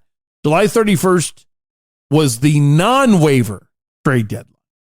Then the entire month of August, you would put a player on waivers. Whether you wanted to trade him or not, you might want to see if anybody wants him. The catch was the first time they're on waivers, it was revocable waivers. So if I put you on waivers in the old system and somebody claims you, Well, then I would contact that team that claimed you and say, okay, obviously you'd like to make a trade for him. What are you willing to give me? And if they didn't give you enough, you were able to pull him off of waivers and say, never mind, he's mine. However, if you ever put a player on waivers twice in the same season, the second time you can't pull him off. So if you put that guy back on waivers and he gets claimed, now he's gone.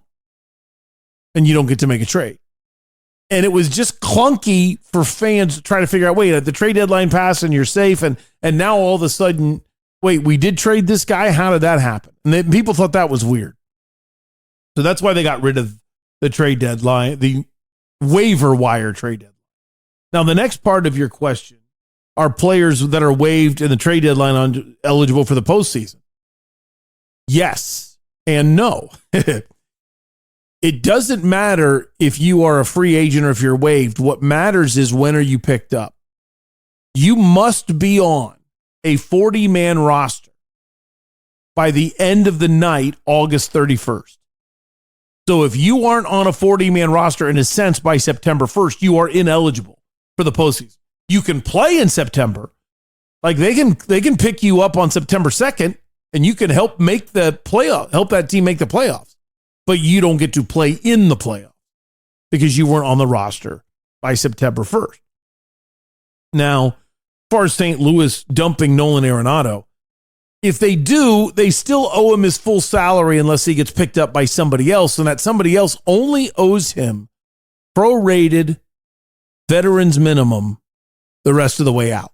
So you would only pay him for August and September. And veterans minimum, I think, is about $1 million. So you'd owe him, I'm ballparking the math, but somewhere, let's say around $340,000. He's still getting all of the money. So yes, the Cardinals are saving $340, but who cares? So I mean, unless you just want to release him to say, hey, thanks for the memories, good luck going to another team. If you want to release him to be nice about it, go ahead. If you really think it's a big advantage for the Cardinals, no, there's not. One thing to keep an eye on this, though, General Mike, watch out for Jalen Beeks with the Diamondbacks.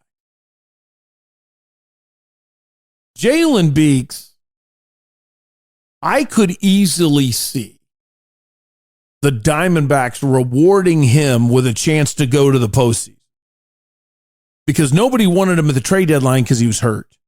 And if he pitches effectively, maybe one or two more outings, I could see the Diamondbacks making a little bit of a sweetheart deal with him and saying, hey, you were cut by the Astros. Nobody wanted you.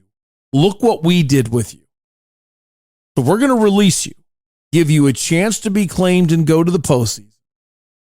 And then, wink, wink, next year, we want you to sign with us. We want you to be here. What do you think? There's a chance of that. I wouldn't do it because I would want to keep Jalen Beeks and not let him see any other organization. But I have heard of people doing stuff like that. Christine in Tucson. Okay, so here's two in a row about my question from last week. What do you think when I am making fun of Brent Brennan? Okay, and I wanted specifically U of A fans. How is that making you feel? Because I just think the guy is so boring, but so nice. And I just think it's funny. So Christine says, yes, I renewed my football season tickets for another year. Don't ask me why. Listening to the comments from Coach Brennan on Wednesday's show, OMG, I'm so embarrassed. Dominating a meeting. Shaking my head. Oh, and Coach, it's football. Football is all about the outcome. Here comes another 3-8 season that's being optimistic. Is it basketball season yet? I'm still bearing down. Christine in Tucson. Christine, I want you to understand something that's really important. You are part of the solution. The fact that you even joke, I don't know why I renewed my football season tickets. You can't get better in college sports until the money is there. Money's got to come first. Because look at Jed Fish. You had it. You had the right coach. And even though you did your job, Christine, other people didn't do theirs in the U of A family. Didn't support it enough, and he went to another program that has better support. If Brent Brennan's going to be fired, the problem is if the place is empty, you're only going to get weaker head coaching candidates. No one's going to say, I can't wait to get to U of A unless they're in a really low-level group of 5 game. Like, I don't think a coach is leaving UNLV for the U of A job. I don't think you're leaving Boise State for the U of A job. The premier group of 5 teams, their coaches are going to go to major programs as a head coach. You're lowering yourself to one MAC candidate who had a good offseason that now is going to try to take it. That's not right. But if you guys are packing the place, now obviously that's crazy. You guys don't pack the place when it was Jed Fish. But if U of A packed the place now for Brent Brennan and they're still losing, when they get fired, other people are going to go, hey, you know what? That's now a good job. That's now a good job. So, Christine, you're part of the solution. Be proud of yourself. At Farmer Braxton, hey, Doug, what is it you don't like about World Cup? And as a U of A fan, Brennan's stuff is funny and at times annoying. But you playing a bit of his sound and then sound had me laughing hysterically because he is boring. But he's taller than the Big 12 commish, so we've got that going. And so is our athletic director at Farmer Braxton. That was a really good tweet. That was funny. If you didn't know what he was talking about on a show, I played a little bit of Brent and I spliced in me going, yeah, like I was fired up, like he got me going. And he was just saying, silly, dominate the meeting. He sounded like a bad version of, what was that presidential candidate? Howard Dean. Remember Howard Dean? Oh, we're going to get a yeah. He sounded like he was trying to talk like that, but it was just in that high-pitched, happy voice that he has. So that's why I did it. Well, good. Farmer Braxton, I'm trying to straddle that line of always being funny when I do it. And hopefully it's only annoying because you're a U of A fan and you don't want it to be true, which is different than just plain being annoying because I went too far. Good morning, good afternoon, or good evening. This is from, our newest listener, not the 2 guys from Raleigh, our newest listener who I met at the stadium, which is on Twitter at Haywood, and hopefully I don't blow this, Gia Bloomy, but that sounded grotesque. It's probably something different. Let's go Gia Bloomy. And his real name is Michael Boyd. It says, good morning, good afternoon, good evening, or good evening. Apologies for the long email, but I felt it was needed. Day number 6 of being a member of the Unplugged Army. I'm honored. It's life-changing. God is great. I'm grateful. Love so many things of our connection about our meeting last Thursday. It was a blessing. Thank you again, my friend. Looking forward to more. My daily podcast routines now start with Doug Franz Unplugged, and I'm up to 4 podcasts. Love how you do fantasy betting at the top of your, on top of your stellar, straightforward, and very fair Arizona sports coverage. That draws me even more to you. 2 of my huge passions. From the days of the 90s, calculating score manual from the USA Today every Tuesday morning, to literally driving to Laughlin every Wednesday during the NFL for lunch, just to cash bets from the prior week and place bets for the upcoming weekend. That started in 2015. I just love that.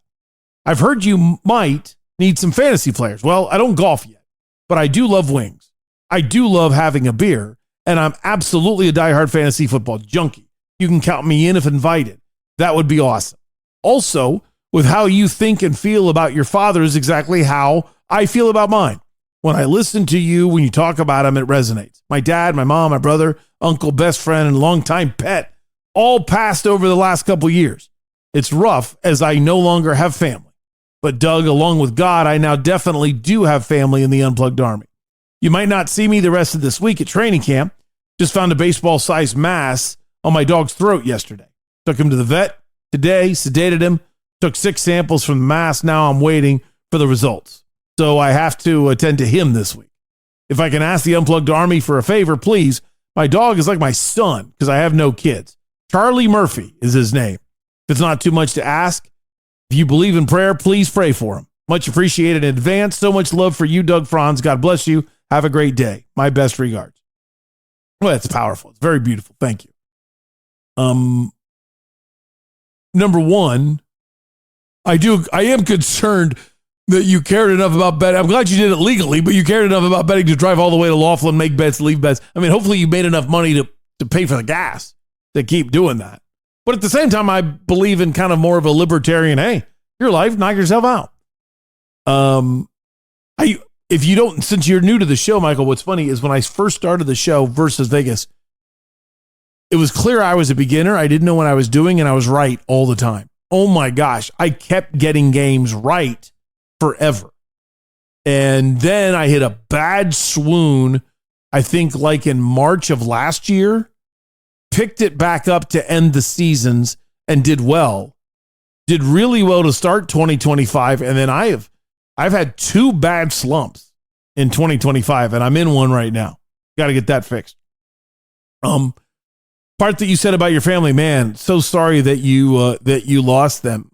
What's really special about my father is he has one ambition in life, really. I would say 2. His religion and other people. Whatever your ambition is his ambition. It takes a special person to be like that. And what's really cool is my oldest daughter is exactly like that. I hope he doesn't think it skipped a generation. And as far as your dog, of course, prayers up, Charlie Murphy. Prayers up. General Tom says, hey, my wife's in the market for a car right now. Can you connect me to your friend and family person? Thank you. Absolutely, Tom. Email sent to Santan Ford to get you guys together, and you take it from there. No pressure, but just please let me know how it's going. Santan Ford, 202 in Vista. I am Santan Ford, and hopefully pretty soon General Tom will be. PC Wenger says, I have eaten at Skyline several times. The last time I saw my business partner was at Skyline. Oh, that's awesome. He loved it, and he was showing me the place for the first time. I joked it would eventually kill him. A week after that, he died of a heart attack. Wait, what? I wish I was kidding, but true story. Always get extra cheese. Why are you making me laugh? I ate Skyline. I told him he'd die. He died. Get extra cheese. Thanks, PC. Oh, man, I love Skyline. Love it. It is a drug. I have to have it. Every time I go home, I have to have it. Obviously, there's something wrong with us from Southwest Ohio if you feel that way about it. Hey, Doug, count me in on the fantasy football event. I may let a friend take my round of golf if I can't talk him into joining the league. Hail to the Redskins, Gene. Listen, everybody so far that's emailed me about it, you're in. I just haven't sent you the email yet. I probably have room for about 4 more people. If you don't know what people are referring to, Whirlwind Golf Club has an incredible fantasy football package. Have your draft at Whirlwind. And for either $75 or $100, depending on what day of the week, you get free wings. You get a huge free nacho, like pizza tray worth of nachos, and a round of golf, and 2 hours in a private room to run your draft. So imagine how cool that would be. You get over there, maybe you and a buddies take a half day off of work. So you go there at noon, you're eating wings, eating nachos, doing your fantasy draft. And then at 2:00, you go out and play. Player. Oh, and you also get $1 off all of your alcoholic drinks. Come on. That's a no-brainer. So here's 2 ways to do this. You can email me, Doug@DougFranzUnplugged.com, and tell me you want to be in the Unplugged Army League that I'm putting together, which will cost $75 or $100 depending on when we do our draft. Or if you've already got a fantasy football league and you're just going over to a buddy's house for the draft, screw that.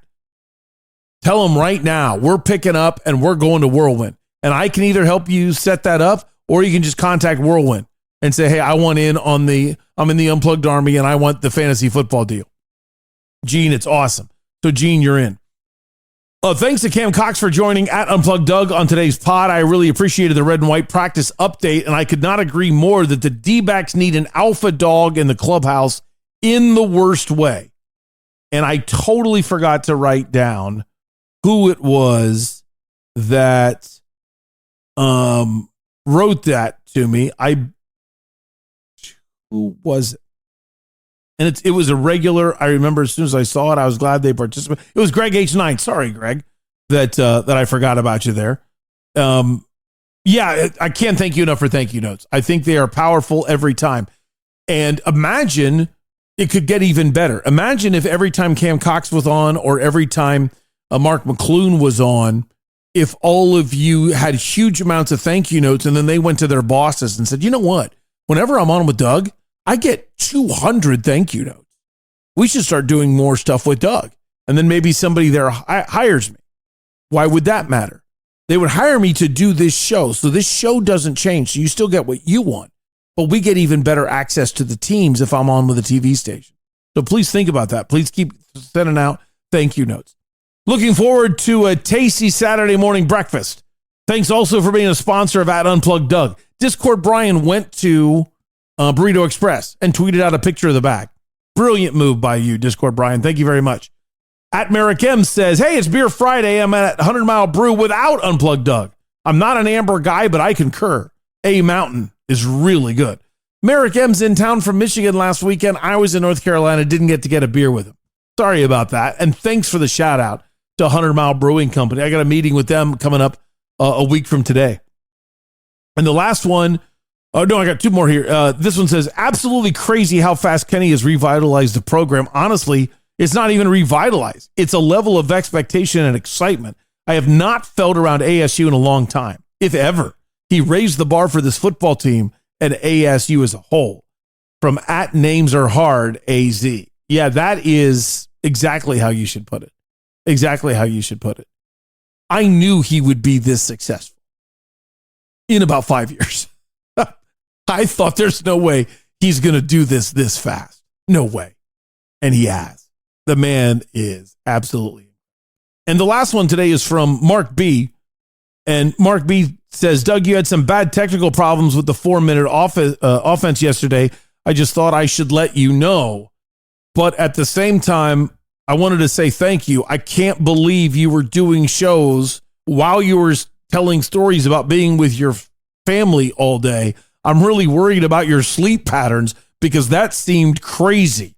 But boy, did I get the benefit out of it. Some great shows and fun times. Thanks, Mark B. Mark, I really appreciate you recognizing that. Yeah, it was that last week was a bit much. Last week was a little silly.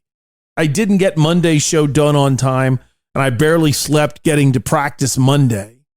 Then turned around and did Town Hall Tuesday, and I got that show done on time, but we flew out early Wednesday morning, so I slept for 45 minutes on Wednesday morning. Then flew all day, and then as soon as we landed, said hi to some people, and then I did the show Wednesday night from the hotel, got that done, and slept for, I don't know, maybe 2 or 3. I think it was like an hour and a half. And then we had a long drive to Charleston, South Carolina to visit Charleston. By the time we got home from all day in Charleston, I only slept for an hour and then did the show, or I did the show first and then slept for an hour and then got up for Friday. And then, but once I got to Friday, I got plenty of sleep on Saturday. I think it was, I can't remember.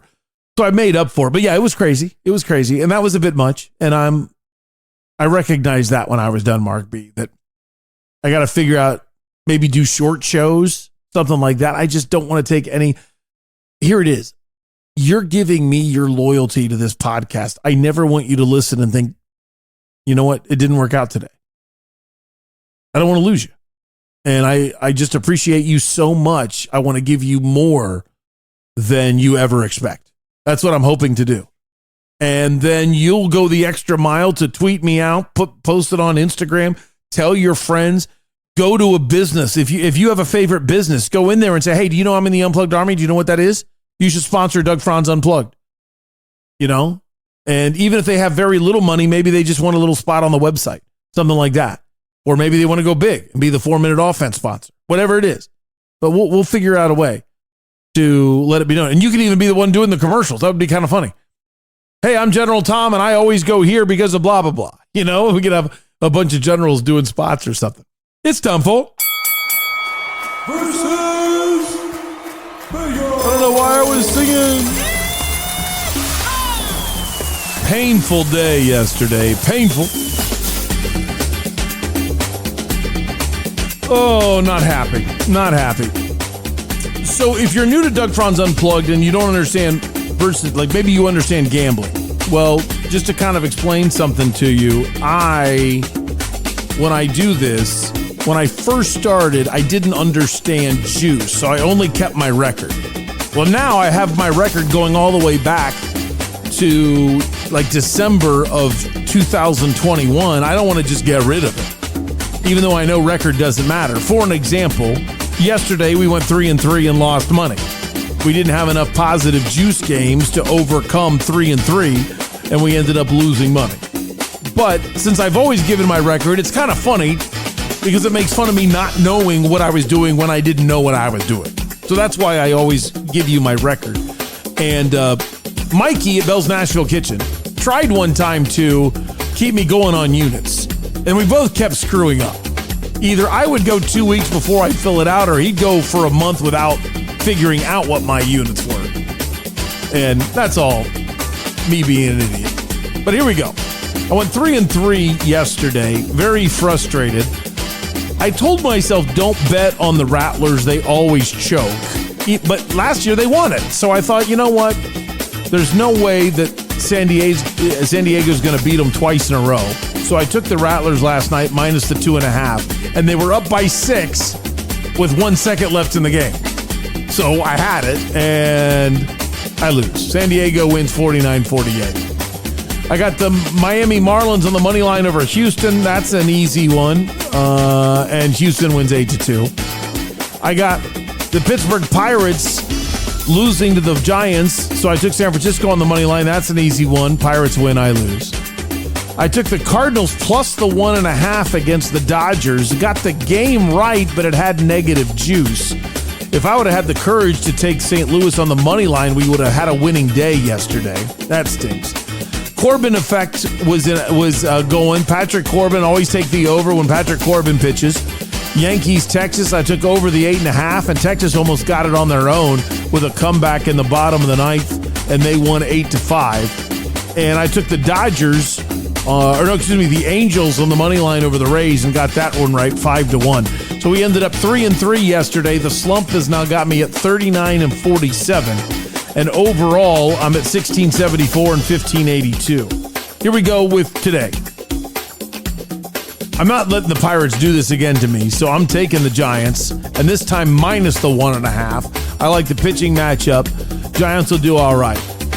A's and Washington are in our nation's capital. I think the pitching matchup is bad. I think both teams are bad. Let's take the over 8.5. And I think that'll be a nail biter, and I think we're going to get actually 10 runs out of it, but I'm not going to add to the juice or anything. I got Detroit covering the run line, minus 1.5 over the Twins. And then I bumped up the run line. I think Seattle's going to really beat up the White Sox, but just to be sure, I only went up a little bit. We're going to go -2. If you take Seattle -2, you're up to about plus 120 juice. I think that's fair. I could go up to -2.5, but let's keep it there at -2 in case it's a draw. So I need Seattle to win by 2 to not lose money, win by 3 to make money. I like that. Brian Woo's on the mound. We're going to take that. And I think we're going to do well today. I think we're going to go at least 3-1. And maybe we get them all. And we need it. Got to end that slump. Sound credits today. How much time I got? Okay, I don't want to be late today, Al. I mean, I'm late overall. I'm barely going to get the podcast done by 7. But I don't want to be late to end the show. Sound credits today. DBACKS TV is where I got Tori Lavello from.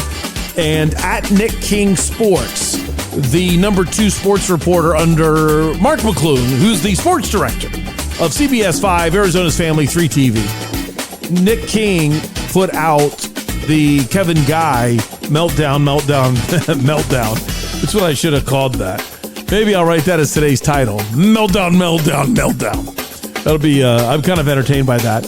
And then Julia is from CBS 5 is where I got, her Twitter handle is where I got the Zach Gallen sound, but I'm still a jerk. I feel terrible that I didn't write her Twitter handle down, and I didn't have time to find it.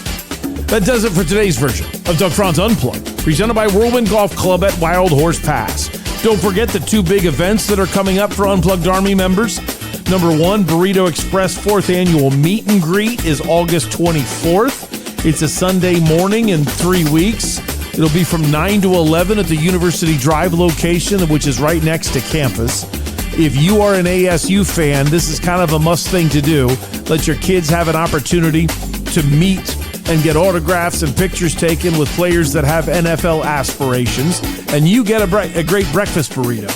I'm going to try to get there, but what I will do is I would go to Mass Saturday night, and I realize that's not convenient for everybody else because Catholics fit Jesus into our own schedule, and we have Mass times all over the place. I'm allowed to make jokes about being Catholic, but you've got to convert to make the jokes. That's coming up again on August 24th. And then there's the Whirlwind event, which is whenever you want it to be, your fantasy draft at Whirlwind. You want it Monday through Thursday after 10 o'clock? $75. You want it Friday, Saturday, Sunday after 10 o'clock? $100. What do you get?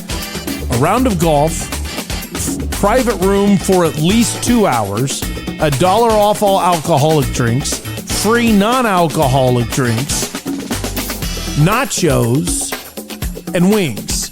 Not all you can eat, but I have been promised by Monsieur Ryan that you will not go home hungry.